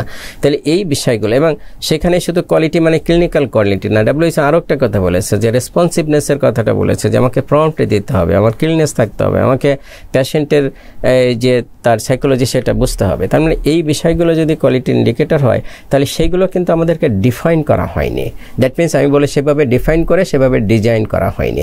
আমরা যদি বলি যে দেখেন যে হসপিটালগুলো যে কীভাবে ডিজাইন করা হয়েছে, আমাদের উপজেলা হেলথ কমপ্লেক্স যদি দেখি তাহলে উপজেলা হেলথ কমপ্লেক্সে দেখেন যে সকালবেলায় কিন্তু 300-400 থেকে 500 আউটডোরে রোগী থাকে। দেখেন যে এই আউটডোরে যে 4-500 রোগী থাকবে, এই তারা দাঁড়িয়ে থাকবে, এদের কোনো দাঁড়ানোর ব্যবস্থা করা হয়েছে? হসপিটাল আর্কিটেক্টটা সেরকম করা হয়নি যে এই রোগীগুলোকে বসতে দেওয়া, তারপরে ডাক্তারদের যে চেম্বারগুলো সেটা ওয়েটিং রুম থাকা, তারপরে সাফিসিয়েন্ট ডাক্তারদের রুম থাকা। তাহলে দেখেন যে প্রথম যে জায়গাটা যে রোগীর ডায়াগনোসিস করা, এটাই তো কোয়ালিটির প্রথম ইন্ডিকেটর। যে আমি যদি কোয়ালিটি ডায়াগনোসিস করতে না পারি, আমি ধরেন যে খুব নামকরা ডাক্তার বা আপনি নামকরা ডাক্তার, কিন্তু সেই নামকরাটা রোগীর কাজে লাগতে হবে। তার মানে সেই রোগীর কাজে লাগাতে গেলে তাকে প্রপার ডায়াগনোসিস করতে হবে। তাহলে প্রপার ডায়াগনোসিস করতে গেলে তো সময় দিতে হবে। এখন যদি একজন ডাক্তারকে ধরেন যে 200 রোগী 150 রোগী 3-4 ঘন্টা 5 ঘন্টার ব্যবধানে দেখতে হয়, তাহলে সে রোগী প্রতি কতটুকু সময় পাবে কথা বলার জন্য? আর রোগী প্রতি সময় না পেলে তো সে এমনি তো তার গায়েবী নলেজ নাই, রোগীকে দেখে সে চেহারা দেখে বলে দিতে পারবে যে তো আপনার এই রোগ হয়েছে। তাকে তো কথা বলে আর ডায়াগনোসিস করতে হবে, 5 মিনিট সময় নিতে হবে। তাহলে সেই জায়গাটাই কিন্তু আমরা ফেলিওর। দ্যাট মিনস আমরা এই যে আউটডোরে যে হাজার হাজার রোগী আসতেছে সেটা ফেলিওর। আপনি দেখেন যে ইনডোরে যেভাবে আপনারা মানে এই যে রোগীর পাশে গিয়ে যেভাবে এই যে ধরেন যে কনসালটেশন করা হয়, সেটাকে যথেষ্ট হচ্ছে কিনা এবং যথেষ্ট টাইম সেটা দেওয়া হচ্ছে কিনা, সেই জায়গাগুলোতে গ্যাপ রয়েছে। সো আমরা যদি শুরুর জিনিসটা দেখি যে শুধুমাত্র যে কোয়ালিটির স্বাস্থ্যসেবার প্রথম যে কম্পোনেন্ট আমি যেটা বলবো সেটা হলো যে শুদ্ধ ডায়াগনস্টিক, সেই ডায়াগনস্টিক তো আমরা করতে পারছি না। এবং এটা শুধু সরকারি জায়গায় না, আমরা বেসরকারি জায়গায় এটা করতে ব্যর্থ হচ্ছে, সেটা নানা রকমের চ্যালেঞ্জ আছে। তাহলে এই জায়গাগুলোতে আমাদেরকে কেন আমরা পিছিয়ে আছি, কেন করতে পারছি না, এই আগে আমাদের ডিজাইন করতে হবে। তার মানে আমাদের সাফিসিয়েন্ট ডাক্তার দিতে হবে, প্রপার কম্বিনেশনে দিতে হবে। তারপরে আপনার কোয়ালিটি স্বাস্থ্যসেবার আরেকটা পার্ট সেটা হলো আপনার ডায়াগনোসিস, যেটা আমি যেটা বলবো যে ল্যাব টেস্ট। তাহলে ল্যাব টেস্টের জায়গাকে আমরা সরকারি হসপিটালে সেটা করতে পারছি, কেন আমরা ঢাকা মেডিকেলের মতো জায়গা বা এরকম জায়গা যেখানে সব ধরনের সুযোগ সুবিধা থাকার কথা, সেখানে 24/7 আমরা ল্যাব সার্ভিস করতে পারছি না কেন? তার মানে এই যে ল্যাব, এবং ল্যাবে আপনি দেখবেন সেটা হলো যে সাফিসিয়েন্ট মেডিকেল টেকনোলজিস নাই, ইকুইপমেন্ট নাই, রিএজেন্ট নাই, অনেক ল্যাব সার্ভিস দিতে পারছে না। তাহলে সেই জায়গাও কিন্তু আমরা পিছিয়ে আছি। তারপরে ওষুধের এখানে যেটা আমি বলবো সেটা হচ্ছে যে ওষুধের 2-3 জায়গায় ঝামেলা আছে। প্রথমে যে ওষুধগুলো এডিসিএল থেকে আমরা নিচ্ছি, সেই ওষুধগুলো আমি ধরে নেব এটা কোয়ালিটি সম্পন্ন ওষুধ, বাট ইডিসিএল এর ওষুধটাও কিন্তু আমরা বায়োইকুইভ্যালেন্স টেস্ট করছি না। তাহলে আমরা কোয়ালিটি আমরা আসলে জানি না যে এটা মানটা কিরকম। আমরা ধরে নিই যে হয়তো ভালো, কিন্তু এটা মানটা কিরকম এটা টেস্টেড না। তারপরে হচ্ছে যে ওষুধ শুধু প্রডিউস করলে তো হবে না, সেটার একটা জার্নি আছে। আমরা বলবো সাপ্লাই চেইন। তাহলে সেই সাপ্লাই চেইন দেখা যাচ্ছে ইডিসিএল থেকে ওষুধটা মানুষের হাতে পৌঁছানো পর্যন্ত, এবং শুধু পৌঁছানো না, সেই ওষুধটা কনজিউম করা পর্যন্ত যে জার্নিটা, সেই জার্নিটা যদি ঠিক না থাকে তাহলে ওষুধ কিন্তু আপনার এফিকাসিটা থাকবে না, ওষুধ কাঙ্ক্ষিত সেই মানে ইফেক্টিভনেসটা দেখাতে পারবে না। সো এখানে দেখেন যে ওষুধ যেভাবে ইডিসিএল থেকে নেওয়া হয় সেটা খোলা ভ্যানে নেওয়া হয়, এবং সেটা টেম্পারেচার কন্ট্রোল থেকে শুরু করে কোনো কিছু করার সুযোগ নাই। কারণ হসপিটালগুলো খোলা বেনে এসে ওষুধগুলো নিয়ে যায়। দ্বিতীয় যেটা সেটা হলো যে ওখানে দেখেন যে স্টোরিং ফ্যাসিলিটিস কিন্তু নাই। আমাদের দেখেন যে হসপিটাল হয়েছে কিন্তু স্টিল এখনো পর্যন্ত আপনি দেখবেন যে মডার্ন স্টোরিং ফ্যাসিলিটি, যে ডেডিকেটেড স্টোর, যে স্টোর লুক কোনো স্টোর কিন্তু নাই। সিঁড়িতে এখানে ওখানে রুমের ভিতরে ডাম্প করে ওষুধগুলো দেখে দেওয়া হচ্ছে এবং সেটা প্রপার ভেন্টিলেশন নাই, টেম্পারেচার কন্ট্রোল নাই, তার মানে ওষুধের এফিকাসি নষ্ট হচ্ছে। আপনি দেখেন যে এই যে গরম পড়ে আমাদের তো এখন প্রায় 45 টেম্পারেচার উঠে যায়, তাহলে এই 45 টেম্পারেচারের ওষুধগুলো যদি আপনি টেম্পারেচার কন্ট্রোল না করতে পারেন তাহলে ওইটার তো এফেক্টিভনেস থাকবে না। সেই নানা জায়গায় আমাদের কিন্তু হাত দিতে হবে। তার মানে হিউম্যান রিসোর্সের ট্রেনিং আপনি দেখেন যে আমরা ব্যাঙ্গেসাতার মতো মেডিকেল কলেজগুলো করে ফেললাম, নার্সিং কলেজগুলো করে ফেললাম, এইগুলো কি কোয়ালিটি হিউম্যান রিসোর্স প্রডিউস করতে পারছে? একটা জিনিস জাতি কেন বুঝলো না আমি সেটা বুঝলাম না, সেটা হচ্ছে সাধারণ এডুকেশন আর মেডিকেল এডুকেশন তো এক জিনিস না। সাধারণ এডুকেশন করে একটা ছেলে সে চাকরি পাক চাকরি না পাক, চাকরি পাইলেও সে সরাসরি মানুষের জীবন নিয়ে কিন্তু সিনেমা নেই খেলে না।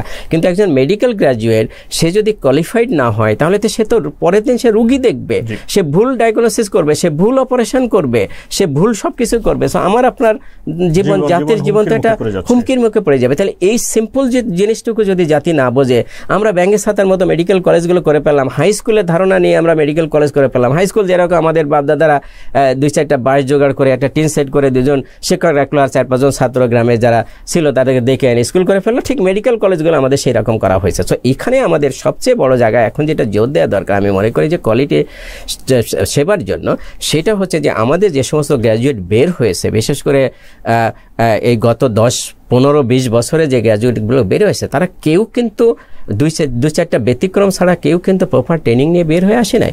সেই জন্য আমি যেটা মনে করি সেটা হচ্ছে যে এখানে এবং এখনো মিড লেভেল পর্যন্ত যারা আছে, কেউ সিনিয়র লেভেলের প্রফেসর হয়ে যাচ্ছে, তারা কিন্তু ডিপার্টমেন্টাল হেড হবে। রুগী তো জানে যেটা সেটা হচ্ছে যে উনি তো নাম করা প্রফেসর, কারণ প্রফেসর ডিপার্টমেন্টাল হেড, কিন্তু আসলে সেই কোয়ালিটিটা নিয়ে তো সে আসে নাই। তো সেই জন্য আমাদের এখানে সরকারের যেটা বা রাষ্ট্রে যেটা জোর দেওয়া উচিত সেটা হচ্ছে যে এদেরকে কম্পালসারি দেশে এবং দেশের বাইরের ট্রেনিং দেওয়া, 6-9-1 বছরের ট্রেনিং দিতে হবে। ট্রেনিং দিয়ে এদেরকে কম্পিটেন্ট করতে পারলে তাহলে এই যে কোয়ালিটির জায়গাটা আসতে পারবে। এখানে আমি আরেকটা জিনিস বলি যে যেটা আমরা যেটা দেখলাম যে গত আওয়ামী লীগ সরকার যখন ক্ষমতা আসলো, সামন্তলাল সেল উনি যখন মন্ত্রী হলেন, স্বাস্থ্যমন্ত্রী হলেন, তখন কতগুলো ঘটনা ঘটলো। একটা হচ্ছে যে সুন্নতে খতনা দিতে গিয়ে শিশু মারা যাচ্ছে, ল্যাব এইডে কিছু ঘটনা ঘটলো, এখানে ওখানে বিভিন্ন জায়গায় অ্যানেস্থেসিওলজিস্টের ঘটনা ঘটে। দেখেন anaesthesiology is a big science, is a big science, কিন্তু এটা আমাদের রাষ্ট্রে কিন্তু স্বীকৃত নাই। আপনারা দেখেন যে সার্জন নিজেও মনে করেন যে অ্যানেস্থেসিওলজির ইনপুট দরকার আছে, সে নিজেও চাইলে যেহেতু এটা প্যাকেজে অপারেশনটা করে, আমি প্রাইভেটের কথা বলছি, তাহলে প্যাকেজে করে, তো উনি মনে করেন যে অ্যানেস্থেসিওলজি না হলে তো ওই প্যাকেজের পয়সাটা আমি পেয়ে যাবো, বরং উনি পারলে উনি অ্যানেস্থেসিওলজিস্ট দিয়ে দেয়। অনেক সময় দেখা যাচ্ছে হসপিটালের, প্রাইভেট হসপিটালের মালিকরাও তারা নিজেরা অ্যানেস্থেসিওলজি দিচ্ছে। মানে অ্যানেস্থেসিওলজি যে সায়েন্স, এটা যে অ্যাকুরেট ডোজে দিতে হয়, এটা না হলে যে প্রচুর প্রবলেম হতে পারে, রাইট, এক্সপার্টিজ। তার মানে সেটা কিন্তু আমাদের গুরুত্ব দেওয়া হয়নি। তাহলে এরকম প্রত্যেকটা জায়গায় আপনি যদি গুরুত্ব না দেন তাহলে সেখানে কিন্তু কোয়ালিটি এনশিওরড হবে না। জি ধন্যবাদ। আমরা কোয়ালিটি স্বাস্থ্যসেবা নিয়ে কথা বলছিলাম। সেফর আমাদের যে স্বাস্থ্য বাজেট দেওয়া হয়েছে, আমাদের টোটাল বাজেট দেওয়া হয়েছে 7,90,000 কোটি টাকা, কিন্তু ওয়ার্ল্ড হেলথ অর্গানাইজেশন যে রিকমেন্ডেশন হচ্ছে মূল বাজেটের 15% বরাদ্দ থাকা উচিত। সেই হিসাবে যদি আমরা চিন্তা করি তাহলে সেটি কিন্তু আসে 1,15,000 কোটি টাকার কিছু বেশি। তাহলে বর্তমান বাজেট হচ্ছে 41,900 কোটি টাকা। এই উত্তরণের রাস্তাটি কেমন হওয়া উচিত? আমি একটু সহজ করি, যেমন আমাদের 10,000 মানুষের জন্য ডাক্তার থাকা উচিত ছিল 23 জন, বাংলাদেশে আছে 5 থেকে 6 জনের মতো, এর বেশি নয়। এবং এই আনুপাতিক হারে নার্স থাকার কথা, তারপরে স্বাস্থ্যকর্মী থাকার কথা। তাহলে এই যে উত্তরণের রাস্তাটির কথা বলছি, যে অ্যাটলিস্ট 15% মূল বাজেটের স্বাস্থ্য খাতে বরাদ্দ করা, 1,15,000 কোটি টাকার মতো সামথিং, তাহলে এই জায়গাটা, এই যে উত্তরণের রাস্তাটি কেমন হওয়া উচিত, আমাদের পরিকল্পনাটি কেমন হওয়া উচিত? দেখুন, পরিকল্পনার জায়গায় যেটা আমাদের করতে হবে সেটা হচ্ছে আমাদের আগে উদ্দেশ্য ঠিক করতে হবে, যে আমরা আসলে কি চাই। এই আমাদের চাওয়ার জায়গাটা আমাদের ঠিক করতে হবে। যেমন আমি যদি বলি যে আমরা বিভিন্ন সময় আমাদের রাজনৈতিক, এখনকার কথা বলছি না, বিভিন্ন আগে আমরা শুনেছি যে বিভিন্ন সময় রাজনৈতিক ব্যক্তিবর্গের কাছ থেকে আমরা যে বিশ্লেষণটা পাই সেটা হচ্ছে যে তারা মনে করত যে 10 টাকার টিকিটে সেবা দিচ্ছে হসপিটালগুলো, সরকারি হসপিটালগুলো, যে 10 টাকা গেলে সেখানে সেবা পাওয়া যায়, সেটা ইউনিভার্সাল হেলথ কাভারেজ হয়ে গেছে। এই রকমের যে মেন্টালিটি বা এরকমের যে চিন্তা, তার মানে স্বাস্থ্যটা তারা বোঝে নাই যে 10 টাকার টিকিটে সেবা দিয়ে টিকিট পাওয়া যায়, সেখানে হয়তো সে ঢুকলো, কিন্তু সেই 10 টাকা তো 10 টাকা থাকছে না, তাকে প্রতি পদে পদেই তাকে টাকা দিতে হয়। ওখানে প্রতি পদে পদে সার্ভিস নিতে গেলে সরকারি হসপিটালে যে সার্ভিসটুকু আছে সেই সার্ভিস নিতে গেলেও কিন্তু টাকা দিতে হয়, এবং এই টাকাটা কিন্তু ডাক্তাররা নিচ্ছে না, ম্যানেজার নিচ্ছে না, এটা সাপোর্ট স্টাফরা অনেকে নিচ্ছে এবং বাইরের লোকও নিচ্ছে, কারণ ওখানে দালাল চক্র আছে, তাই না? এবং সাথে যেটা সেটা হলো যে সেই সার্ভিসটা, যে সার্ভিসটা নাই সরকারি হসপিটালে, সেই সার্ভিসটার জন্য তাকে তো বাইরে থেকে কিনতে হচ্ছে, যেমন ডায়াগনস্টিক টেস্ট নিতে হচ্ছে, যেমন ওষুধ নিতে হচ্ছে, তাই না? তাহলে এই বিষয়গুলো বিবেচনা করে হচ্ছে যে আমাদেরকে সিদ্ধান্ত নিতে হবে। তো সেই জন্য আমি বলতেছি যে আমাদের উদ্দেশ্যটা কি, আসলে কি আমরা সেই উদ্দেশ্যে আসি কি না। সেই উদ্দেশ্য যদি থাকে তাহলে হচ্ছে যে আমাদের যে প্ল্যানটা করতে হবে বা পরিকল্পনাটা করতে হবে, তাহলে সেটা সুস্থ হবে। তো সেই জন্য আমি বলবো যে আমরা আগে বাজেট না, আমি আবারও বলছি যে রাষ্ট্রীয় বাজেটের ক্ষেত্রে আগে আপনাকে পরিকল্পনা করতে হবে যে আপনি জনগণের স্বাস্থ্যসেবার জন্য কি দিবেন, কিভাবে দিবেন, এবং সেই কিভাবে দিবেন সেটা করতে গিয়ে তার মানে তখন প্রোগ্রাম ডিজাইন করতে হবে। যেমন আমাদের মনে করেন যে আমাদের এসএসকে একটা প্রজেক্ট ছিল, তো এসএসকে একটা প্রজেক্ট যেটা টাঙ্গাইলে বাস্তবায়ন হলো, এটা একটা সোশ্যাল সেফটি নেট প্রজেক্ট, গরিব মানুষদের জন্য দেওয়া হলো। উদ্দেশ্য ছিল সেটা হলো এখান থেকে লেসন লার্ন করা। তো লেসন লার্নটা যেটা হলো সেটা হচ্ছে যে শুধু গরিব মানুষদের জন্য এই ধরনের স্কিম চালু করা ডিফিকাল্ট এই সেন্সে সেটা হলো যে এখানে প্রথমে গরিব সিলেকশন করাটা খুবই ডিফিকাল্ট, কারণ আমাদের কোনোভাবে কোনো প্রক্রিয়ায় নেই যে গরিব সিলেকশন করার, কারণ আমাকে সিলেকশন করতে দিলেও আমি আমার নন পুয়ার আত্মীয়টাকে আমি ইনক্লুড করে নেব গরিব হিসেবে, যাকেই দেন। তাহলে এই জায়গাগুলোতে আমাদের দরকার ছিল একটা ইউনিভার্সাল প্রোগ্রাম। তাহলে এই জায়গাটাকে লেসন লার্ন করে রাষ্ট্র যদি একটা ইউনিভার্সাল প্রোগ্রামে চলে যেত, সেটা 50,000 বা 1 লাখ টাকার সার্ভিসই হতো, তাহলে যেটা হতো যে একটা অ্যাক্টিভিটিস তৈরি হতো। তাহলে এই অ্যাক্টিভিটিসের জন্য কিন্তু আপনার তখন একটা বাজেট লাগতো। আমি বুঝাতে পারছি? মানে আপনি ধরেন যে মনে করেন আপনি যে এক্সাম্পলটা দিলেন, ধরেন যে আমাদের এখন যে কলসির সাইজ ধরেন যে 40 কেজি 40,000 বা 41,000 যে 42,000 কোটি টাকা, ধরেন যে কলসির সাইজটা ওই রকম যে 42 লিটার পানি ধরে, কিন্তু আমাদের আসলে দরকার পানি 120 লিটার। 120 লিটার, তাহলে 120 লিটার পানি আপনি তো এই 42 লিটারের কলসিতে আটবে না। তার মানে আপনাকে যেটা করতে হবে কলসির সাইজটা বড় করতে হবে। আমি কলসির সাইজটা বলতেছি সেটা হচ্ছে আপনাকে প্রোগ্রাম নিতে হবে, অ্যাক্টিভিটি জেনারেট করতে হবে ইত্যাদি ইত্যাদি। যেমন আপনি মনে করেন যে আমাদের যে প্রথমে যেটা আমরা শুরু করেছিলাম যে আমাদের হিউজ নাম্বার অফ পোস্ট খালি রয়েছে, একদম মানে টপ থেকে বটম পর্যন্ত যত টায়ার আছে এবং যত ধরনের হেলথ হিউম্যান রিসোর্স আছে সব পোস্টগুলো একটা বড় অংশ খালি রয়েছে। তাহলে এইটা নিয়োগ যদি দেওয়া হয় তাহলে কিন্তু বাজেট বেড়ে যায় অটোমেটিক। এগুলো তো নতুন করে স্যাংশন করার দরকার নেই, অলরেডি স্যাংশন পোস্ট, জাস্ট এটা নিয়োগের জন্য যে প্রক্রিয়াগুলো আছে সেটা করতে হবে। কিন্তু এই প্রক্রিয়ায় জটিলতা রয়েছে, কারণ এই নিয়োগের প্রক্রিয়াটা যখনই ধরেন যে ডিজি হেলথ এই প্রক্রিয়াটা শুরু করবে, তখন ডিজি হেলথের পারমিশন নিতে হবে মিনিস্ট্রি অফ হেলথের কাছ থেকে। মিনিস্ট্রি অফ হেলথ যদি বুঝে পারমিশনটা দেয় তাহলে তো ঠিক আছে, এরপরে যেতে হবে মোপার কাছে, মিনিস্টার পাবলিক অ্যাফেয়ার্সের কাছে, সে আবার বাধা দিবে যে না এত তো নেওয়া যাবে না। বোঝা গেল?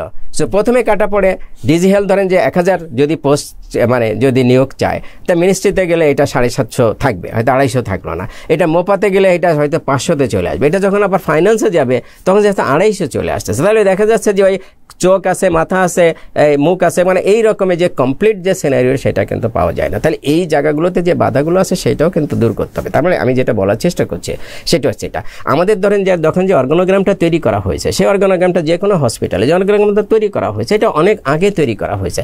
এখন তো নতুন ডিজিজ, ইমার্জিং ডিজিজ, রিইমার্জিং ডিজিজগুলো আসছে, তাহলে সেটার জন্য নতুন অর্গানোগ্রাম করতে হবে, অর্গানোগ্রাম রিভাইজ করতে হবে, স্ট্যান্ডার্ড সেট করতে হবে। এবং স্ট্যান্ডার্ড সেট কিন্তু অলরেডি এটা স্টাডিও করা হয়েছে এবং স্বাস্থ্য মন্ত্রণালয়ের সাথে কনসালটেশন করে যে স্ট্যান্ডার্ড সেটিংয়ের জন্য কি যে অর্গানোগ্রামে কী পরিবর্তন আসবে সেগুলো কিন্তু করা হয়েছে, কিন্তু সেগুলো অ্যাকসেপ্ট করতে হবে। আমাদের ধরেন যে ইমার্জেন্সি যে ইউনিটগুলো সেটা একটা কিন্তু খুবই গুরুত্বপূর্ণ, আপনি ডাক্তার হিসেবে খুবই ভালো জানেন, এবং এটা কত দুর্বল অবস্থায় আছে সেটাও আপনি ভালো করে জানেন, তাই না? তার মানে ধরেন যে উপজেলা লেভেলে একটা ইমার্জেন্সি ইউনিটে কমপক্ষে 5 জন ডাক্তার থাকতে হয়, ইমার্জেন্সি মেডিকেল অফিসার থাকতে হয়, কিন্তু এখন কিন্তু একজনও নাই, ইমার্জেন্সি মেডিকেল অফিসারের পোস্টটাই নাই।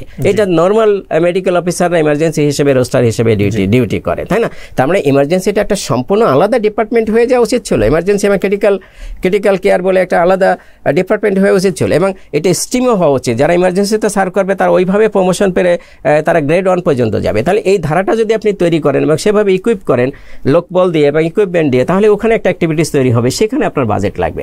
এইরকম প্রত্যেকটা জায়গায় যদি আমরা করতে পারি, যেমন প্রাইমারি কেয়ারের উপরে জোর দেওয়া হয়েছে, তাহলে প্রাইমারি কেয়ারকে ঢেলে সাজিয়ে সেটার জন্য সেই অ্যাক্টিভিটিসগুলো করার জন্য যদি আমরা হেলথ হিউম্যানোলজিস্ট দিই, ইকুইপমেন্ট দিই, মেডিসিন দিই, তাহলে সেখানে বাজেট চাওয়ার সুযোগ আছে। আমাদের আরবানে প্রাইমারি হেলথ কেয়ার নাই, সেই জায়গাগুলোতে যদি আমরা আরবানে যুগোপযোগী প্রাইমারি হেলথ কেয়ার ডিজাইন করি, তাহলে সেটা যদি আমরা ফাংশন করি, তাহলে কিন্তু সেখানে বাজেট করার সুযোগ আছে। তার মানে এই রকমের প্রত্যেকটা অ্যাক্টিভিটিস আমাদের তৈরি করে তারপরে সেটা বাজেট চাইতে হবে। এবং এই অ্যাক্টিভিটিস তৈরি করা আমি যেটা বললাম সেটাও অনেক চ্যালেঞ্জ, কারণ ওই যে মিনিস্টার অফ হেলথ থেকে শুরু করে মহাপাতে যেতে হবে বা তারপরে ফাইন্যান্সে যেতে হবে, এই জায়গাগুলোতে যে হার্ডেলগুলো আছে সেটা যদি অতিক্রম না করা যায় তাহলে মুক্ত হয়ে পড়ে।